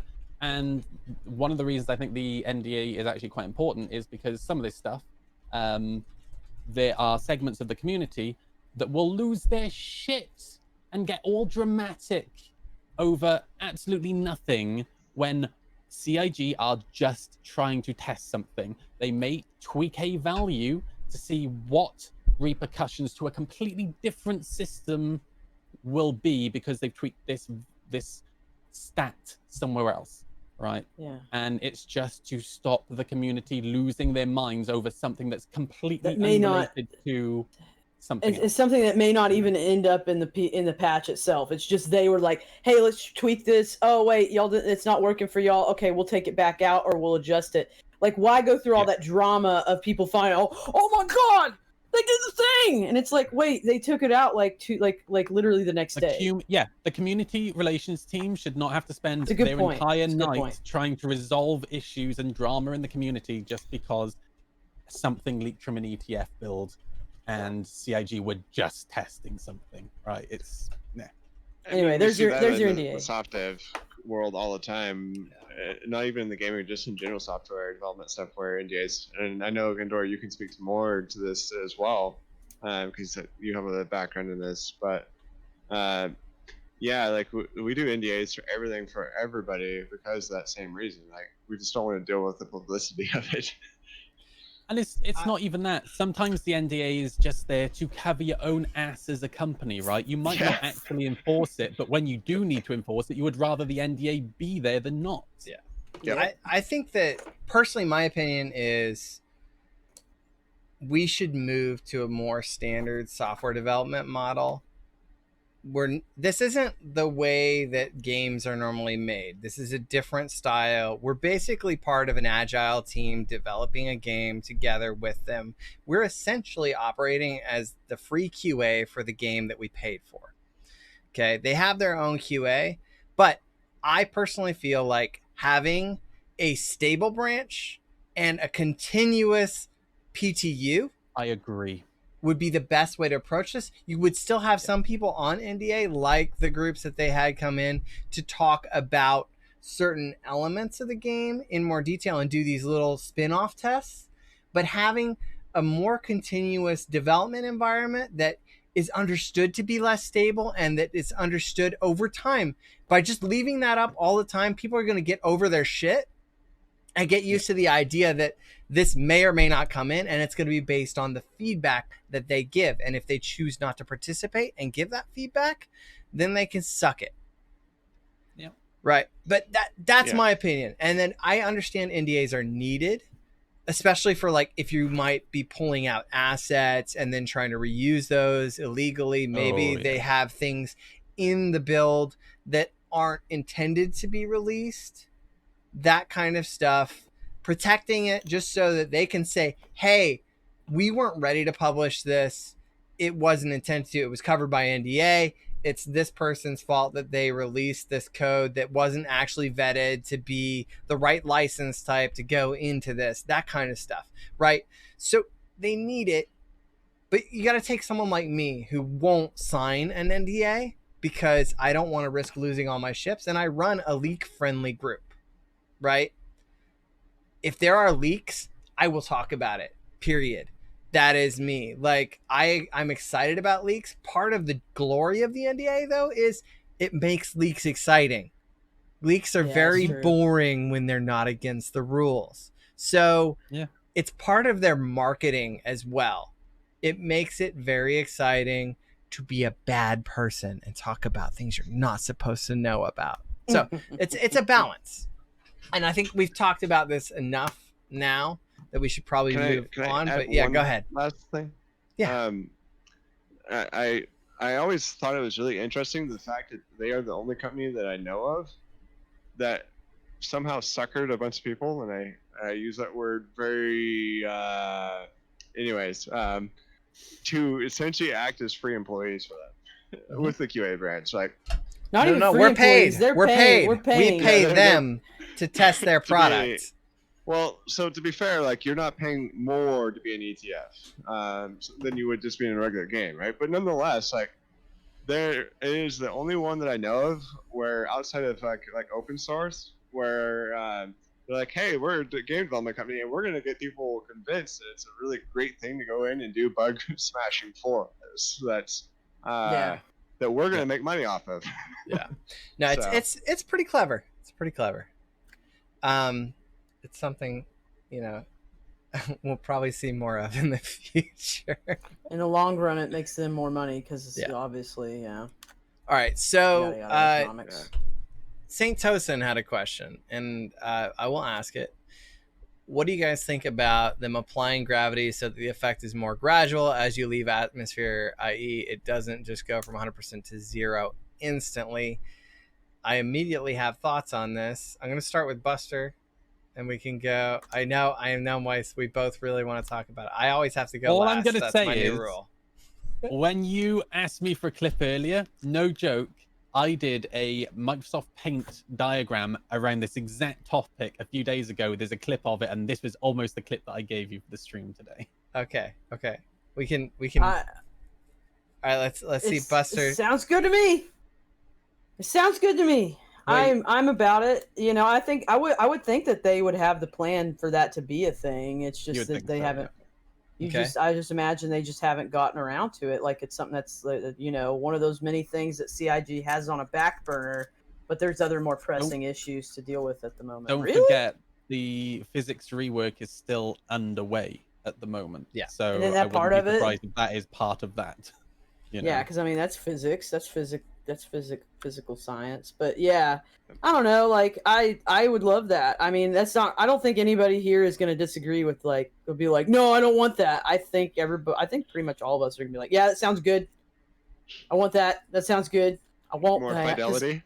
I definitely want to be able to like enter atmospheres like the way Slowly. the way you would. Yeah, like Right? Instead of just going straight down toward the planet, like you're entering at that angle, and it might take you a little longer because you're having to be more. But like I always say about Star Citizen, I want Star Citizen to be fun for everybody. And actually, Craiklin said this one day, and I'm just claiming it as a thing I'm going to say all the time because I have been. But I remember Craiklin was in my chat one day, and he said like it should be fun for everybody at all time. Like it should be a fun game for all involved, but like skill should have like a element of reward to it. Could still and be I hard. agree with that, and I think landing like a baller is a reward in and of itself. I'm just saying. all right, Penguins. What about you? My clip I almost said was me landing like a baller. So like literally, like I came in like at full speed, came in and like landed perfectly in the middle of the pad without like third person and everything else. I'm like, this is how it's done. But no, like in general, kind of like we were talking about earlier, right? And that is the more it feels kind of realistic, like what I imagine going into like an atmosphere or leaving an atmosphere feels like, the better, right? And like if you're leaving an atmosphere, it doesn't make sense that you're just like, boop, okay, nothing. It should be a gradual thing, but to Moise's point earlier, I was going to also say they've already said that there's a lot more they're doing to this. So I totally suspect, Buster said this too, that it will be coming eventually. For sure. All right, and if we have time at the end, Moist, we'll go over your diagram. Okay. Well, no, I it wasn't even about a diagram, right? So no, but diagrams are awesome. I love no, let's I not. love It Twitch was math. terrible. Let's do Twitch math. But here's the thing, right? So for me, obviously, I'm with everybody. Of course, we want that. It's Star Citizen. It's the level of fidelity that we want from the project and the game, right? But for me, it's not even about planets. It's not about moons. It's about landing pads. Because right now, you can EVA or you can be in a ship and you just enter the box and then you fall, right? And then you die. And it's crap. Yeah. So to have a logarithmic curve where gravity starts and gradually increases, like The Expanse, is a dream. Like that's all I want. That's all I'm asking for. That affects people in EVA, it affects ships. It'll make rescue attempts and things like that a lot more feasible too, right? Like it's gonna absolutely. Yeah, there's a lot. I agree with everyone on this perspective. More fidelity is going to be better.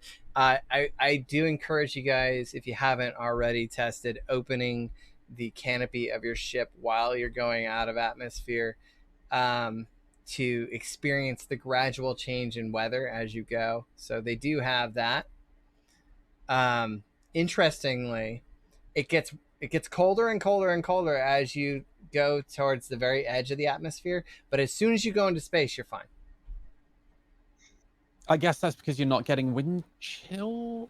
Don't worry about it. It doesn't actually make sense. So technically, at that point, like you should get sucked out of your ship. Like, let's be honest. It's called Oh yeah, seatbelts. you're strapped Come in, on. but you're Come on. like, "Ugh." Yeah, that'd be good. Just while you're in the heavy atmosphere, that would be great. All right, so this is the last flight model question. Okay, guys, what changes do you expect in the flight model in the future?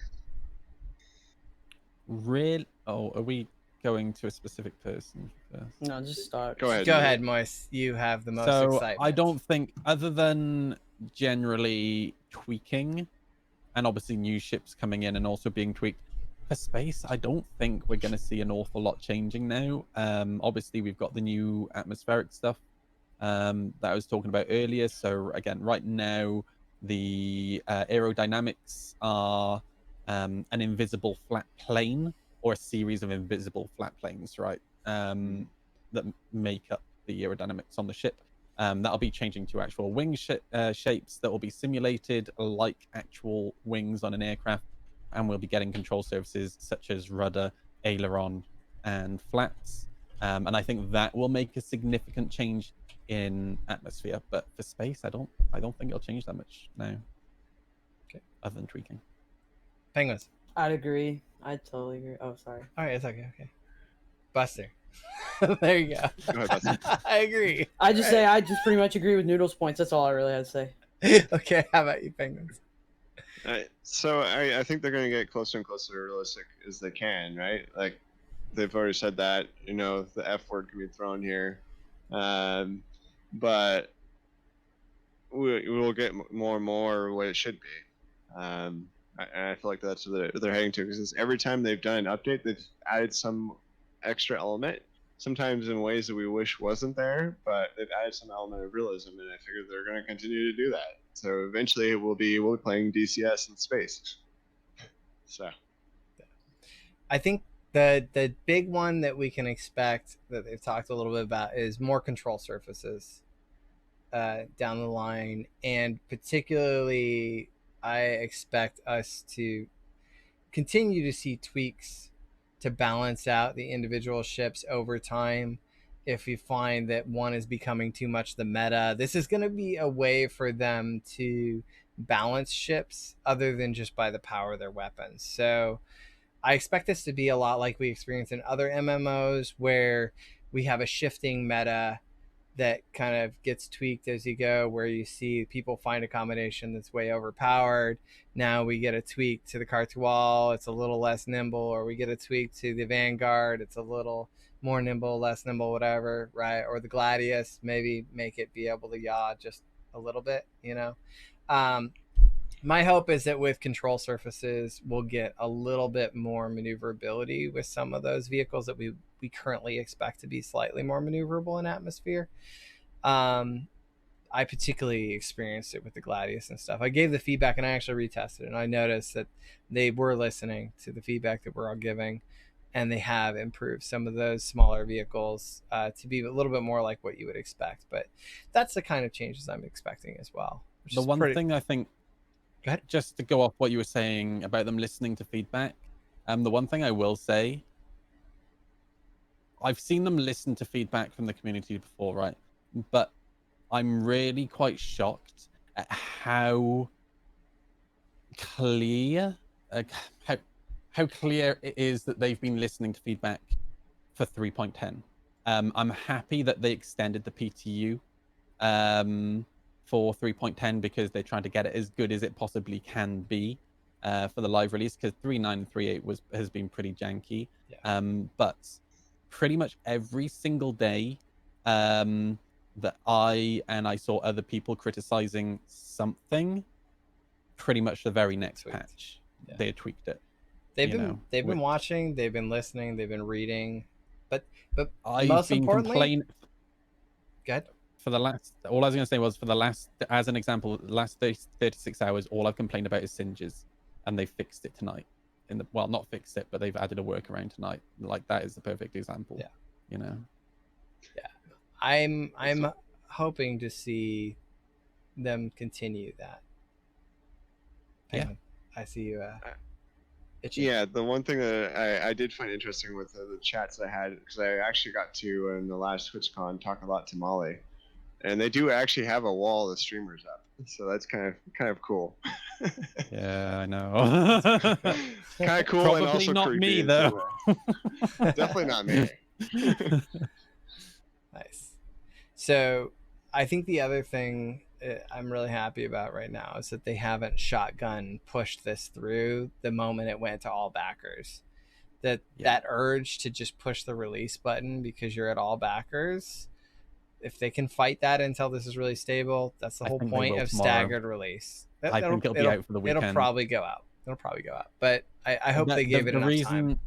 The reason I think they are is because of the temporary workaround that they've added for singes. It seems like a last minute desperate effort to get something patched. Like, there's been 4 patches Band-Aid today, so patched yeah, it for a seems live like they're release. urgently trying to get stuff So, in. yeah. All right, so let's go ahead and talk about the next topic. Did everyone get to talk on this one? I think we hit it all, right? Yeah, good. All right, what are your thoughts on the expected Taveran Light Fighter? Buster the Destroyer, start us out, since you and I are alien I ship have not even flyers. seen this. Was this on ISC today? This is secret. It's also Have they been something leaked? wait, Because wait, I something thought they've been I think I leaking know what little you're talking bitty about bits now. about over and over. Like, they accidentally put something on the website the other day. That I Yeah, saw. I'm Yeah. totally into it. I'm really, one of the things I appreciate about the Teverin is in that first ship, the Prowler, or in its trailer, the things they said in it like were very Klingon. So I'm like, oh, I think the Teverin are actually the Klingons here. Like, so I'm all about the Teverins these days. So I don't know. I'm excited. I hope it looks like a bird. That'd be cool. I love the Prowler. I love the style of it. I love the role that it's supposed to fill, not the role it currently does. It acts as a gunship, and I'm not quite sure that's right when it's supposed to be a stealth dropship, space dropship. But the idea of, I'm assuming it's probably going to be a stealth light fighter, right? It gets in, it deals some damage, and gets out before the thing that they were shooting at even realizes they were there. Which, you know, with stealth becoming a little bit more reliable in 3.9, I've had situations like that where people in Ghosts have come in, attacked me, and got out before I even realized they were there, and I couldn't even find them, and it's terrifying. I feel so useless. You know. I love the idea of that, and if they stick with the design aesthetic of the Prowler, oh my god, it's gonna be sexy as heck. It'd be really nice. I imagine it being like a hybrid between the Prowler, the Eclipse, and the Arrow. Yeah. It's Penguins, do you have any thoughts on the Oh yes. give me your For thoughts. one, I mean, yeah, the Taveran definitely scream 100% Klingon to me. Like bird of prey kind of design for part of it, stuff like that, right? Like birds and both of them are like all about that warrior ethos and stuff like that. Which is why I was actually fine with the fact that even though it's kind of a stealth ship, that it had such big guns and stuff like that, because it's like we'll go stealth until we need to fight. When we need to fight, we want to bring all the all the booms we can, right? You know, it's kind of the even the way that the U.S. military does it. Like even with their stealth fighters and stuff like that, they have a lot of firepower on board. So they hope they never have to use it because it's a lot better for them to not. But if they do need to use it, they're going to be able to hold their own until they can get out of there. And I kind of feel like that's the same thing with this, right? Because this is a dropship. dropships need the ability to, if they touch ground and all of a sudden, shit hits the fan, that they can fire and get their hell out of there. So that's kind of my thought. In general, with the particular fighter, I'm not surprised. Like, we've only got one ship right now, right? The Prowler. That's it. That's Yep. on the docket for them. So Yeah. No, that makes that's sense. not going to stand. But like, we have two for the. Come on. Wow. Come on, they need to make monies. They're running out of monies from what people on the internet keep telling me. And what's the best way to They're make always running out monies of money. than a Make sexy ships. alien tax spaceship, right? The alien tax is a real thing, yeah. But Yeah. and for me, I'm more of a Banner guy. I don't even know why I am, but I am. I just like the design aesthetics a bit more. But I definitely understand and have an appreciation for the Tavaran ones. And I don't think that we'll see anything less than at least a half dozen for all brands. So And my thoughts on it is, I think it would be nice to see a non-military alien ship that they had 3 to choose from. So the choice to put out another fighter is a little bit disappointing, but I also hate trade, so I don't care. I look forward to this fighter, right? That's the balance. Like, me personally, I'm very excited for a nimble fighter, but I can see why there's some disappointment in not opening up these alien ships to other roles. You have a thought? So- Feist. Go ahead. They were supposed to move on to working on the BMM after working on the Carrack, right? But Yeah. that team had to go and work on the something Defender, else. yeah. That's fair. Now, I completely understand what is probably their mindset for bringing out this ship, right? One is, it's a small ship.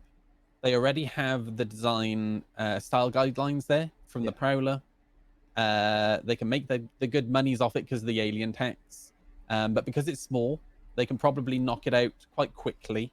Not to say that we don't know how long it's taking them, but it won't take anywhere near as long as a large ship, right? But something we have to bear in mind as well is, as much as people complain that we keep getting more combat ships, right? Guess what is the one That's what bit of most gameplay people we play. actually have in the game Yeah. that is reliable and, well, mostly reliable, and what a lot of people do is combat.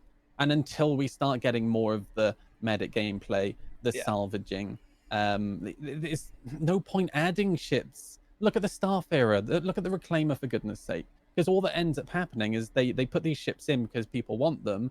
The Reclaimer, the Starfarer, they're gonna have to rework those ships because they don't don't do know their what job. the mechanics were going to be when they built them, and how it was going to work. So Well, at least with cargo, that wouldn't have to change a ton. yeah, So I can true. understand that.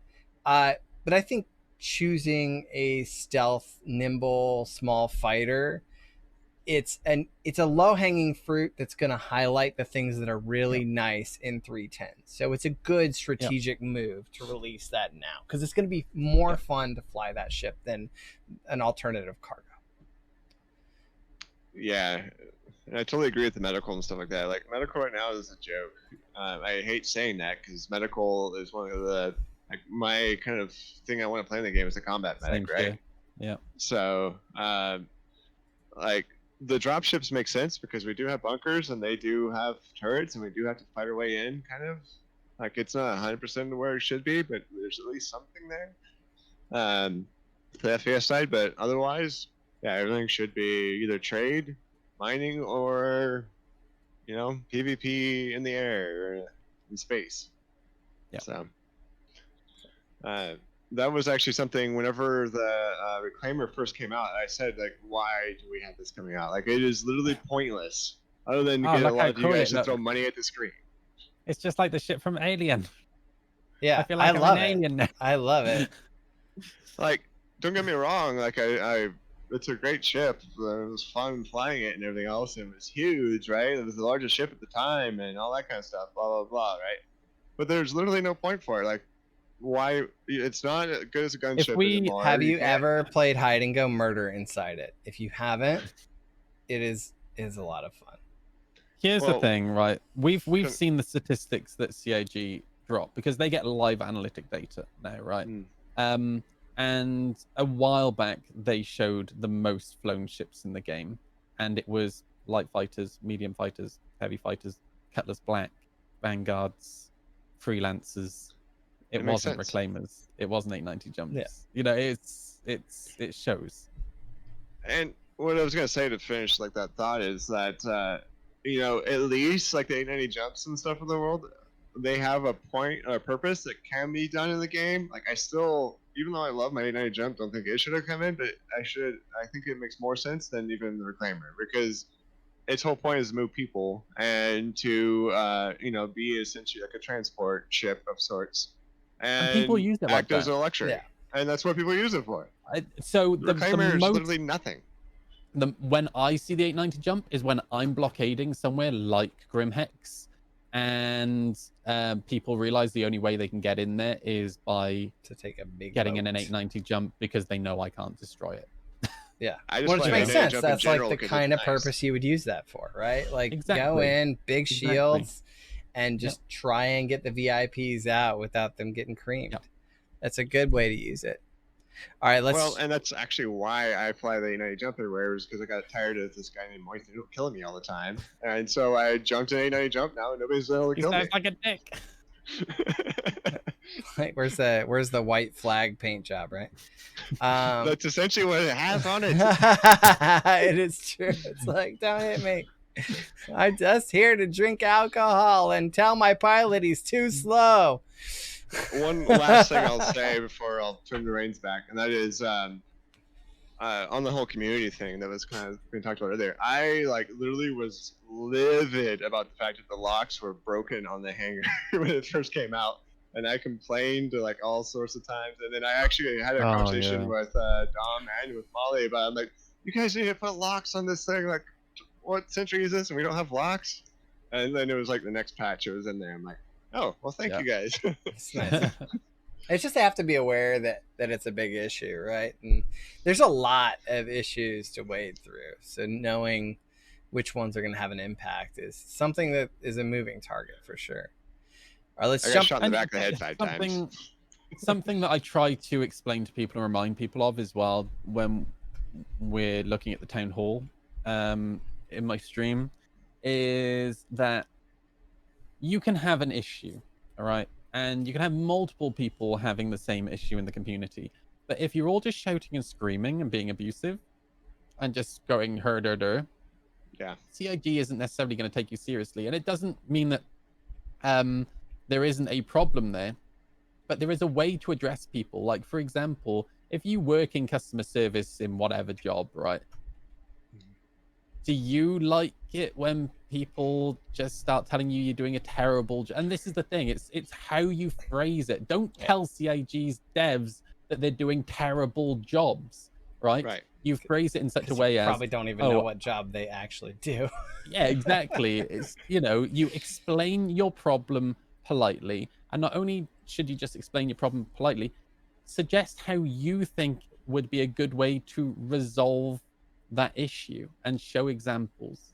But there's a lot of herder going on the spectrum, and it's got to be overwhelming for them absolutely being exposed to so much feedback, right? So much feedback, so much meme, and there's a lot of positive attention you get, but a lot of hostility. And I imagine that a lot of these people who try and participate in the community find themselves getting attacked, which is probably I think it's scary. This is the thing. I think we probably all have friends that work at CIG, right? And the one thing that has been a takeaway for me is that it can become incredibly overwhelming. And I completely understand why there are a lot of people at CIG that don't want to engage with Spectrum, right, and Reddit. And I completely understand that. The community really doesn't do itself any favors whatsoever. And at the end of the day, we're not the Borg, right? It's not a hive mind. But something that I also try to remind people of is that while you shouldn't be super negative, you shouldn't also just be blowing smoke up CIG's ass, right? Because that also doesn't help. If you're just praising CIG, even when they're doing shit wrong, that's not helpful. So you really have to, have a balanced outlook. Criticize CIG when they're doing something wrong in a polite way. Praise them when they're doing something right. Let me take a moment real quick to say thank you so much to Space Cutlet for that amazing raid, and for everyone My coming into boy, the show. Just want to let you know this is NC on SC. We're talking about Star Citizen with Buster the Destroyer, Moist Noodle, and K Penguins, and of course myself, Gandora Olap.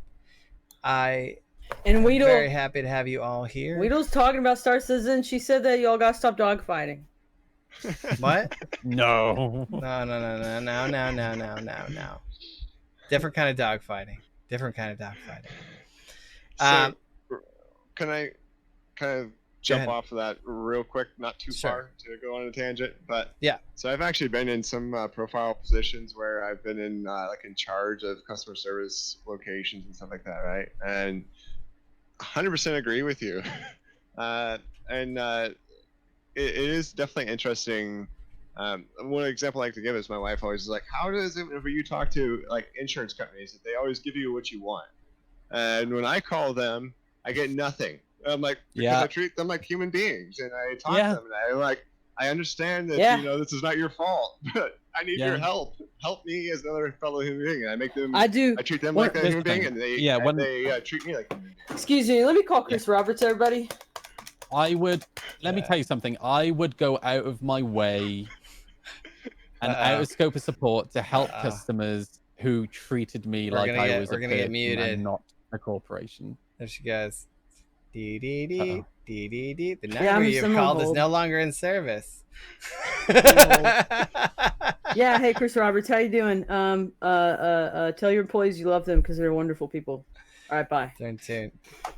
I mean, it's the same logic of you don't go to a restaurant, order food, and then tell them that they're stupid to their face before they've delivered it to you, unless you want to get spit. Right? And that's like the low end of the bar. They might be giving everyone spit that day. You could get worse.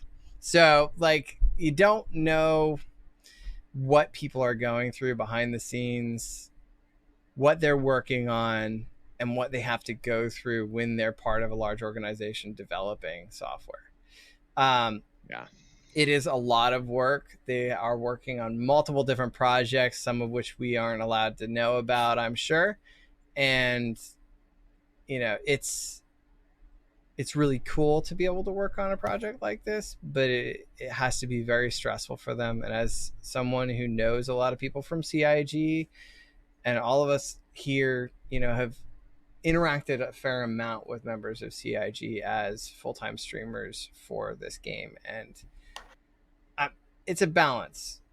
But I think the most important takeaway is be respectful of those people that you're interacting with from CIG and understand that it probably wasn't their call. And they probably agreed with your perspective most of the time and tried to push for that and then got told to shut up. So where you can have a cordial conversation about it, and then you can actually agree and be like, yeah, I know, right? But if you go in on the attack, you're not going to have that conversation. And you could shut that person out of ever wanting to communicate with you or the rest of the community by treating them that way. So that's my takeaway there. Before we move on to another heavy topic, I wanted us to answer a very quick question from the audience, which is, do you guys think there should be a T-pose emote for players once Star Citizen is fully released? Absolutely. How am I going to confuse my dominance if I don't have a T-pose emote? How are we supposed to be, good standing citizens if we can't T-pose on chairs? I want to take this one step further, okay? I want them to change the lore of the UEE to make it so that it is a custom and tradition to stand on chairs when people enter the room. In and Stanton, that only in yeah, Stanton. like in Stanton or like in the Stanton system, set it so that it is a sign of respect to get up on top of the chair, stand and T-pose or stare ominously at someone until they have gone and joined you standing on the seat. And like, I want to see this in Squadron 42 when they get into the Stanton system. Like, actually, you walk through, everyone's on the chairs, looks like the zombie apocalypse, and then someone forgets to go stand on the chair, and then they get like a stern talking to afterwards for not following Stanton traditions. I want that. I want it really bad. Okay, but I think that's enough covering that topic. I thought it was a quick one, fun one, something to, It should definitely be an emote.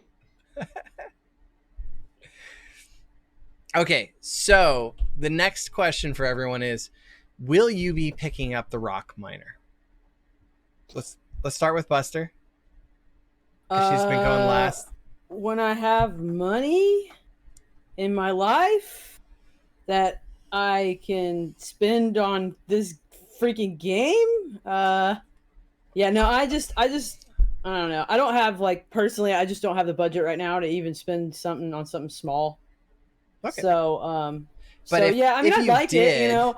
There's always, you guys can always give me stuff. I'm just saying, but but yeah, no, Yeah. I probably won't buy it for a while. I mean, if I have a little bit of cash, I will, but I doubt I can If- buy it right now.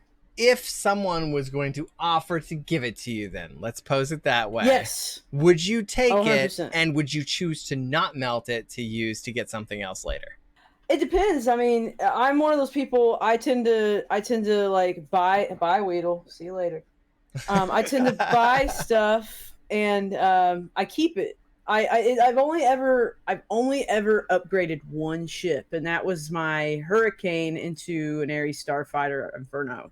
It's the only time I've ever done that. And so I don't know. I'm kind of weird. I guess I buy something and I keep it that way. But I mean, unless like something I had come out that I had to have, but really I just probably just keep the thing. And Baby Bell does make a good point. The Rock will be purchasable in game. Oh yeah, then somebody can give me in-game money and I'll purchase it then. There you go. 'Cause I All don't have right, to go and Moist all Noodle. that. What about you? You gonna pick up one of them Whoa. puppies Where do with I real cash start? money? Real No. cash money. And I'm sure I've already seen the comments in chat from people saying LTI token. Even for an LTI token, no. I made the. I'm gonna apologize in advance. It's gonna sound like I'm super cynical and super salty, right? When I Go say on, this, we're but ready. I made the decision quite a long time ago not to reward CIG financially until I see more substantial gameplay in Star Citizen, and I have still not seen that gameplay. And to be Yeah. quite Vote honest with with your dollar. you, especially given more recent events when it comes to lack of communication from CIG, that whole scenario just came across to me as very disrespectful from CIG, and again, that has made me not want to financially support them any further. So no, I won't be giving CIG any money, not for a while. I don't think. Do you think you'll be picking up the Rock with some space bucks? Definitely not. Definitely not. Not your jam. Yeah. No. For those of you who aren't aware, me and Moise have had in-depth conversations about any alternative to mining ever that he might be able to approach. So it's a sore topic. Prison really did a number on this guy.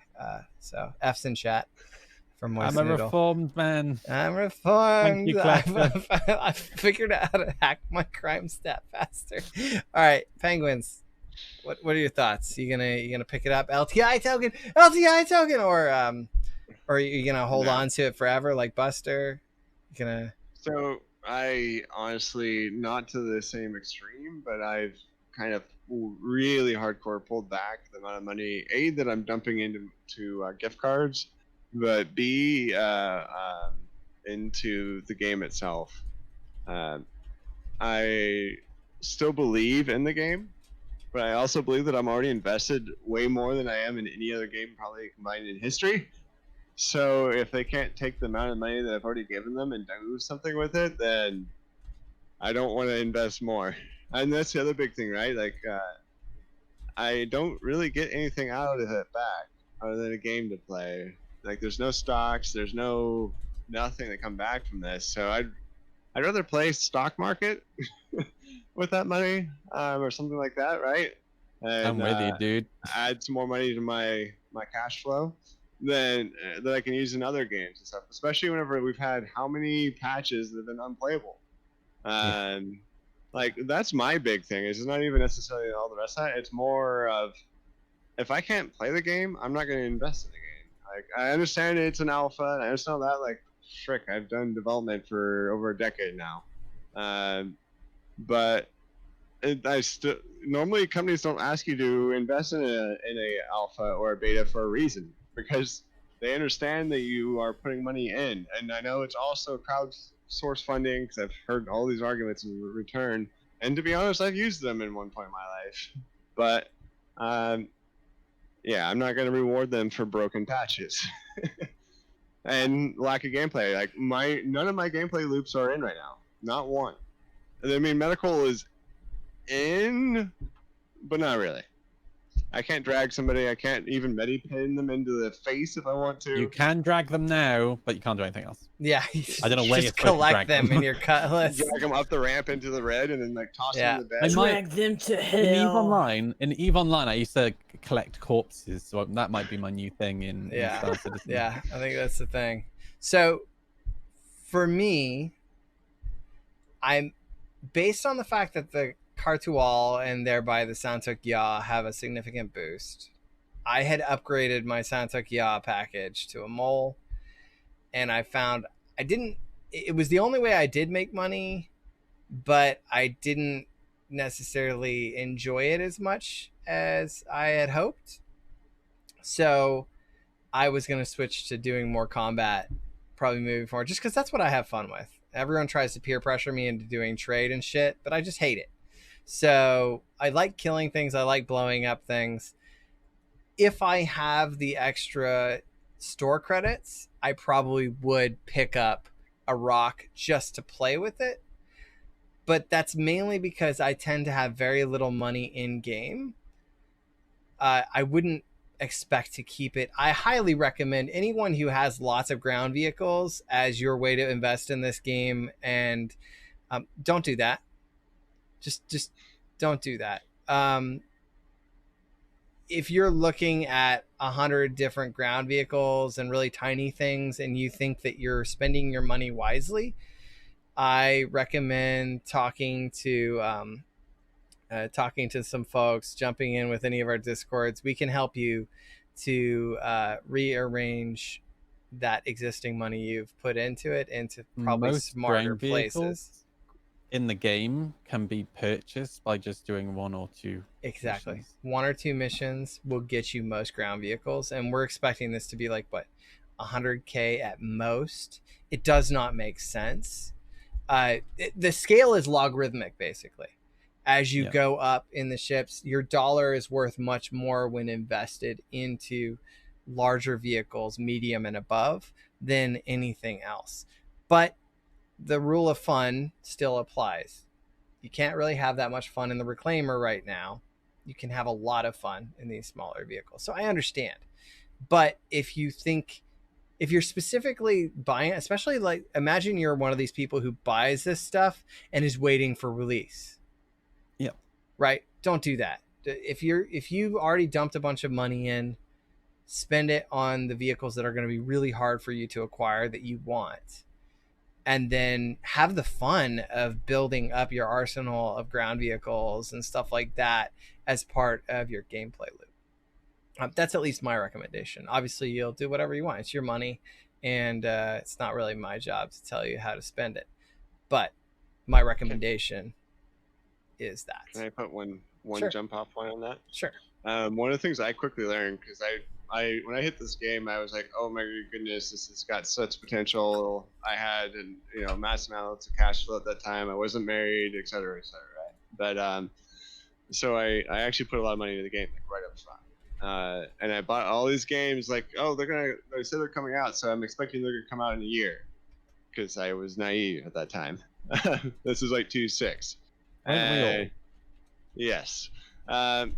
So one of the things I quickly learned is, and if you're new to the game or whatever, I highly recommend kind of thinking about this at least. And that is, every game that I really want, or every ship that I really want that isn't in game yet, I buy and I instantly melt them so they're in buyback, and then I use them for ships that are available. That way I can always get them back once they get released. Yeah. And that's actually something I've done to save a lot of money and recycle some things. Like, there's a bunch of ships I have in there now, like this M2, for example, and stuff like that. Like the BMM is I think in buyback right now and stuff like that. So I will give one cautionary tale for that. In the last year, they have started deleting buyback tokens. They have started $0 ones. Nope. They've also started deleting ones that move from non-limited to limited haul. So be aware, if you are watching the news and the leaks and stuff, you can catch it ahead of time. This happened to the Polaris. I had multiple Polaris upgrades, and they were deleted. Did they give you your money back? Because otherwise that would be illegal. No. They were melted, just like what you were suggesting, to have them as buyback tokens. They were not $0. But when they moved to limited haul, they made the move to delete stuff. And I've seen things like this happening over the last year as they're trying to clear these out to deal with the mass accumulation of people with buyback tokens for these older vehicles. So, well, and nothing else, do a CCU token, because then it would be illegal in that case when they just delete it without giving you money back at least. Yeah, you would have to keep it unmelted. Buster, before we move on to the next topic, did you have anything you wanted to weigh in on this since we've all been talking about it? No? That face. No. I love your expressions, Buster. I think this is the quietest you've been on a show, Buster, by the way. I know it's been a while since you've been back on the show, It's but all good. It's all good. She's we're glad to see you back, by the way. yeah, At least no, me. it's been great. Oh, thanks. I'm Yeah, shit's been happening for Buster. it's been happening for a lot of us. Yeah. By the way, anyone who's watching, we're coming towards wrap up, but if you have quick questions, make sure to use the question feature. Let's jump into this question here. Do you have suggestions to help someone just getting started on the new flight model transition? And we'll start with Buster, since she was... What, you mean like Flight. somebody getting started on the new flight model from the old flight model? Is that what you're asking? Yeah, like someone who hasn't jumped in. What are some suggestions you have for them? Deal with it, Buttercup. There you go. Just Get deal. good. Get good. Get good. I don't know. I mean, Start slow. And yeah, work start up. slow. Make sure your little limiter is always below like that little red line. At least when you're trying to fight and do whatever, if you're trying to do like a more involved thing other than just flying in a straight line. Right? But like if you're trying to do something like dogfight, or you're trying to do all, just keep it below the limiter. Like go slower. Go slower. Okay. How about you, Moist? Piece of advice that I would give people is don't be afraid to try decoupling. I spend as much time in decoupled as I do coupled. There's a time and a place for both of them. I tend to go coupled when I need to fly more evasively to avoid incoming shots. And to get the hang of both, hang out at locations like Port Olisar, like Security Post Korea, and fly in and out of the rings and around the landing pads, and even at Grimhex, and learn to pay attention to your surroundings, pay attention to rocks, pay attention to the rings, and try not to die. Good luck. So get good, but some Basically. more productive practice advice. Very nice. Yeah. Penguins, how about you? It's actually interesting you brought up SPK, because that's actually what I use to test big ship flying too. Like if you can fit a Caterpillar on the landing pad inside the rings of SPK, you can probably handle it just about anywhere. But the big thing that kind of caught me off guard at the first is the fact that how much the weather will affect your ship in somewhat right now unnatural ways. So be ready for that. So I definitely agree with the go slow. The other big thing is they changed some keybinds, so be aware of that and make sure all your keybinds are what you expect them to be. Speak of the devil, Otherwise, do you guys know what what he they said. changed the hover mode keybind to? Because I was trying to test that earlier today, and it suddenly wasn't working. it's still J. Or no, it is K. It is K. K. You're Okay, right. cool. Yeah. That's why. I was like, It's JK. just kidding. It's K. Okay, it's no longer J, guys. It's K, It's and K. that's why I died repeatedly this morning. Okay, so my recommendations is if you have a small ship, start with that. Yeah. Definitely, I advise if you're just jumping in and you want to get a feel for it, it's a similar system no matter what. It's going to be much more forgiving with a small vehicle. I do not recommend your first experience being pulling out your largest ship. That is coming from being the person who did that. Same. That's who I am. I'm like just like when we were talking about the Tron guards leaving, my immediate response was, what happens if I don't follow them? And then I was told by the system that autopilot was going to yeet me into the nearest building. So if you're looking to have a hard time, take your reclaimer out. If you're looking to ease yourself into the experience, take an arrow, a saber, a gladius. If you have it, take the Kar-Tual. This is going to be the first time you enjoy that experience in a very long time. But that's my recommendation in particular. Be aware that the targeting keybinds and behavior have changed. They're not as bad as they were before from a keybind perspective, but the behavior is still different. So just be aware of it. That's really my set of recommendations. And we'll wrap up that topic and jump to the next one. What, from your perspective, is the most enjoyable thing to do in 310? And I know what Moist Noodle's answer is because he led off the discussion with it. But Buster, what's the most enjoyable thing to do in 310 from your perspective? Take everybody's money.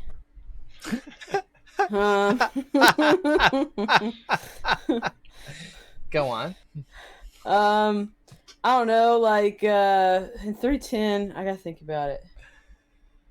What have I been doing in 310? Taking everybody's money, putting picos everywhere, all over New Babbage Spaceport. That's really fun. I'd recommend that to anybody. I'm just trying to think of like the game content that's different in 310. It wasn't I a mean- huge lot of gameplay, really. Yeah, and I mean, it's hard to ask me that. I mean, I guess really, for me, it's flying the Kar-Tual and trying new components on it and just messing with it, you know? At least that's me personally. Just like I said earlier, when I went on my Kar-Tual tangent, like Kar-Tual's always been my bay. Yeah. And then Arrow has been my bay for like a year now. And then now the Kar-Tual and Arrow are kind of both a bay. It's So- nice to see those really shining now. And Yeah. It's nice to see the community fired up about the Kar-Tual again, for real. But yeah, I guess that would be it. Is flying Kar-Tual. It's if you've been playing the PTU and you have not flown a Kar-Tual, anybody in chat, whatever, like you should. If you have a friend that has one, get him to pull it out. If you see me in a server, ask me to pull it out for you. I'll do it 100%.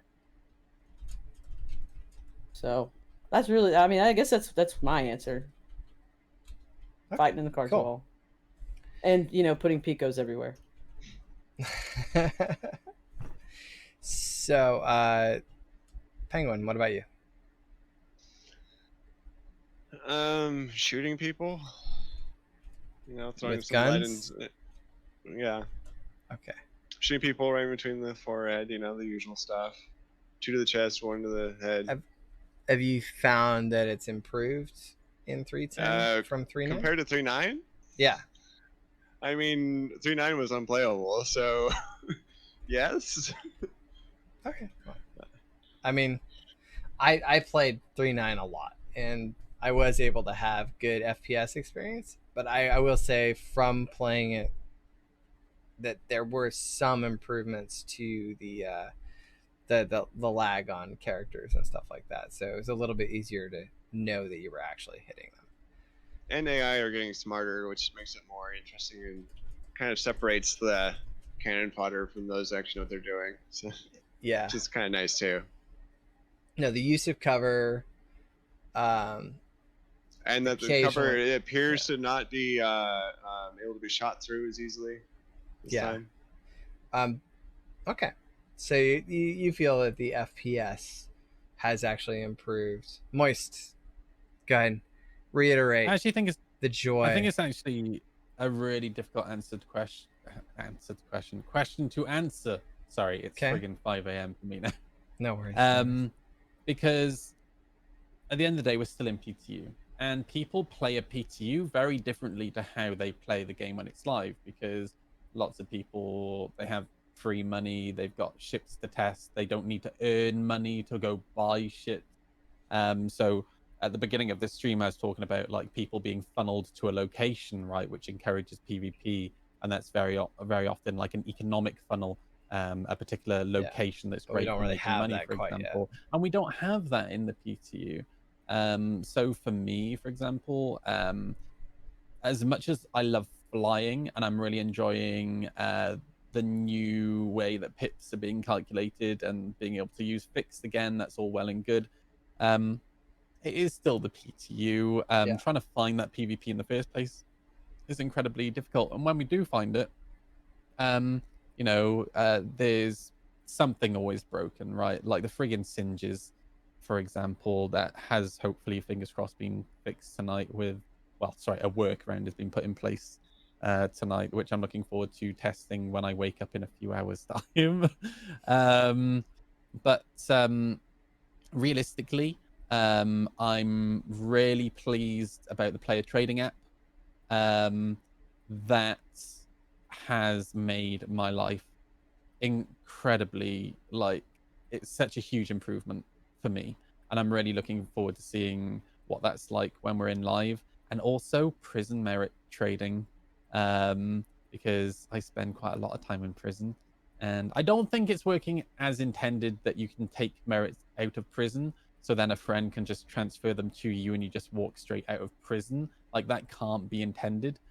But it's quite nice interesting being able to just walk straight out of prison. So yeah, the trading app is probably I didn't know they had done that. favorite That's good to know that they have prison merit transfers. So what you can do, I've got a second account which is basically going to be my prison bitch, and every now and again when I'm super bored, I'll just go and earn some merits in prison with that character and never leave. And then when I go to prison with Moist Noodle, I'll just transfer the merits over from the prison bitch over to Moist Noodle and just walk out, Yeah, pays to have friends in low places, right? Exactly. You're not the only one that does that either. I know a lot of you. So I didn't even know you could do that. From my perspective, I'm enjoying trying out the different ships and feeling them. That's been the main thing that I've been enjoying. It's been nice to have infinite money from the exploits, but it is also, the server stability hasn't been such that I can even take advantage of that. I haven't been able to go shopping or do any of those things because I'll be lucky if I can get through the whole train system at whatever system I picked, get into the ship and actually get out of atmosphere. Generally speaking, I don't actually escape atmosphere.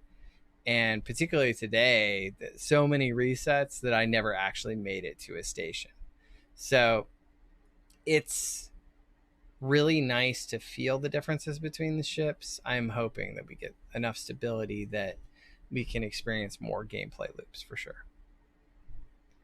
That's where I'm at right now. It's fun. Enjoy the experience of learning this new flight model. Don't take it as something horrible. Not all of you are going to like it. If you're used to just going out God mode with your Prowler, Prowler's my bae too, but she's a heavy bae. So you got to get used to how heavy she is. And learn how to fly her. Also, remember it's K now, not J. That was my problem earlier today. It led to my demise at least twice. I had that problem for a little while with my ambulance. Yeah, we got our thick ships now. All right, and we can tell how thick they are, which is cool because they got thick guns as well. But we need to learn how to get them out, and maybe now some of those smaller ships will have a nearer and dearer place in our hearts. Paper thin though they may be, if they're quick enough, maybe it's worth the risk. All right, so the last question on the board is 310 ready? Who wants it? I'll flip a coin. You got a 4-sided coin? Call it. Heads or tails? All right. Why don't we just do Penguins, like thumbs up, thumbs down, like everybody at the same time? okay. Sure. Now, I can't. just you don't have thumbs? I'm with exactly. Yeah. No, it's so Yeah. fucking Wait, difficult. no. because here's the thing. Oh, My is this for whether or not it's ready? No, sorry, I went the wrong direction. No, it's obviously not ready. ready. It's never ready. But they'll No, still have to release exactly. it. Exactly. At some point, it has to be released. Yeah, sorry. Yeah. I think that as long as the exploits have been fixed, and especially if they're willing to continue little tweaks to individual ships' behaviors over the next couple months, then go ahead. If they've set it up so that they can actually do that, then we might as well get the transition. And I think I personally am with you, Moist, on your comment earlier that we should probably expect it this Friday or at latest this Monday for there to be a release. I think it'll be Mhm. Friday. They love to do it Okay. Fridays. They seem to be scrambling to not necessarily fix things at this point. They're trying to band-aid things. If Yeah. you look at the patch note. Yeah, and Um, four patches just before this stream went up, like in rapid succession. So those are little patches, band-aids, little bug fixes trying to go out, tweaks to flight models, etc. Yeah. By the way, they're the only company I know that likes to push things out on Fridays. Usually, most companies avoid that. Yeah, but they're like, But they like sorry, we're busy. Oh, Yeah. yeah, we're at home now, so we can't fix those bugs. All right, so Sorry, guys. it looks like we are done with questions. I don't have any others on the board. Is there any I missed, guys? Penguins? I think we got them all, right? I felt like Did you see my PM, by the way? I don't, but let's see here. In Discordy, I see a mascot video. from right you. below that. Nope, it didn't send. I don't have anything else from you. Oh no, within the group. Oh, okay, Sorry. okay. Let's see here. Native Twitch poll. I'm sure. Do we have anyone from the team online though? That's a question because it seems like we do. we but do they're not have- playing Star Citizen. okay. All right, gotcha. Go ahead and do a poll then if they're not playing Star Citizen. But generally speaking, I favor someone on the night crew if they're online. All right, so tonight was brought to you by the letter Buster the Destroyer, Moist Noodle, and K Penguins, and myself, Gandora Olap. So, Buster the Destroyer, tell us all a little bit about yourself for anyone who didn't get the intro, where they can find you, when they can find you, but not like in a creepy way. Yeah. My name is Buster Destroyer. You can find me here on Twitch. I stream right now Tuesdays and Wednesdays in the evenings here in the Central Standard Time Zone. Thursdays I used to stream, but I now have a Klingon show on the Twitch, which will be airing. It'll start this coming Thursday. Twitch.tv/Encounter Roleplay, and you can find me on the crew of the Ojvan. As their captain and trying to find the sword of Kalesh. And then Fridays, I'm trying to get in the habit of streaming daytime Fridays, but man, I don't even know if I'll be able to do it tomorrow. Like, just trying. We're trying. It's hard. We're It's making hard. an effort. But that's me. You can find me on social media, Buster Destroyer, Twitter, Instagram, YouTube. So come hang out. Come follow me. You know, give me ships, sub to me, love me. You know you want to. And Moist Noodle, first of all, I want to say thank you so much for doing this at 3 a.m., now 5 a.m. your time. I really love Thanks for every having me. opportunity I get to spend with you, and I really appreciate you taking the time out to do this. It really, I Thank know you this for is having not me. easy, and I really appreciate it. Definitely Um, echo. Pleasure. And tell us a little bit about yourself. Tell all these glorious, majestic, juicy viewers and future viewers of the YouTube video about how they can find you and give you money.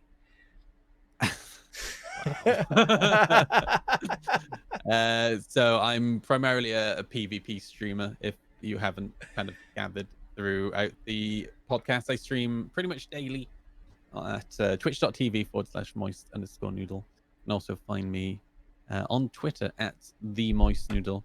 I've got a new thing at the moment where I wear a heart rate sensor. So as I'm dog fighting, you can see how stressed out I'm getting. Not always when I'm dogfighting, sometimes when I just spot people flying around the verse. So that's exciting. And also at the beginning of every stream, we have a segment called the Town Hall, where we kind of take a deep dive into posts from the community. And they are posts that are chosen by my community from Spectrum, from Reddit. And I offer my critique and my opinion on those posts. So that's always a little bit fun. I always try to keep the time down, but it normally ends up running for about 2 hours. It's just like 2 hours of me ranting normally, which is always fun. So yeah, that's me. Good times. Good times. All right, Penguins, tell us about yourself. Not been as active lately, but usually a very active member in both Bar Citizen, the Twitch community, and Star Citizen communities in various different roles. I'm an FPSer. Prior semi-pro background in that regard, and and also military background. So I usually combine the two to do some insane things like knife only challenges. I cleared an entire bunker with just a knife once, stuff like that. And yeah, most of my streams are pretty chill because I don't do this to make money. I do it just because I like hanging out with viewers and chatting with people and getting to meet new people, like you wonderful other streamers and stuff like that. That's why I do this. So it's usually pretty laid back, and also tends to have technical difficulties in the first 5 minutes. So it's always hilarious if you want to come and see me like panicking with my heart rate probably up at like 200. So I need to put that on just for the beginning of the show probably. But whenever I'm back on my schedule, I do 3 mornings and then 2 evenings. When that will probably be September is when I'll probably start aiming to get back on schedule. But for right now, as I've said a few times, and I'm mostly saying it because I'm super excited, it's first kid is coming in the middle of the month. Congrats, man. So that has been a bit of a focus and also a bit of a pain. So yeah. And before I hand off, there is a poll. If you look on the top of the chat, please hit it. Tell us who we're going to rate. All right. Back to you. And I am Gandora Olap. I appreciate everyone who was here. I really feel like the changes we've made to the show have been making it better and better. I hope you guys have been experiencing that improvement as I believe it is being experienced. If you have any feedback on the show, make sure to give it to us. I really do want to make the Night Crew on Star Citizen show better and better, and it's a privilege to have you all here and to be able to help answer these questions and hopefully give you all a better experience when you transition into this new content. And I stream on twitch.tv/Gandora Olap. I am a variety streamer. I normally stream Star Citizen on Tuesdays, and Monday and Thursday are my other stream days. I choose what I'll stream, generally speaking, but one of those Thursdays is always Star Citizen with the Night Crew. So be sure to check it out. Most of the updates that you're getting right now from me, again, are me building the cabin to urgently try and move my family out to something I've built completely from scratch myself. If you're interested in learning more about that, twitch.tv or twitter.com/GandorOlop is where you can get the updates on those. I also run the Super Friends gaming community. So even when I can't stream because I don't have the bandwidth because I'm out in a cabin, I do hang out with my viewers there and try and play games that don't require as much bandwidth while I'm out, building a deck or a composting toilet, etc. So if you're wanting to spend time with me and you're not seeing me on Twitch, there's ways to do it. It looks like Sergeant Tickles is the winner of the raid. Anything anyone wants to add before the magical mystical raid time? Now is the time to do it. Nope. Let's go. All right, let's do real this. quick, Wait, well, we real quick. got multiple seconds. Go ahead. So tomorrow night, Sigelian will be doing his usual weekly interview of fantastic community members. So be sure to check out his show, The Late Night Crew, tomorrow on this same channel. Sounds good. Woo. Sounds good. I All got the right, raid command ready. let's get raiding. All right, everyone, thank you so much for being here. Thank you for being in this raid. thanks, Let's guys. show Sergeant Tickles some love. Moist Noodle, thank you so much for being here. Seriously. No and worries, man. Penguins, Buster, thank you. Rating now.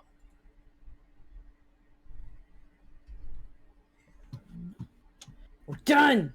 All right, guys, I'm going to jump straight out. I got to be up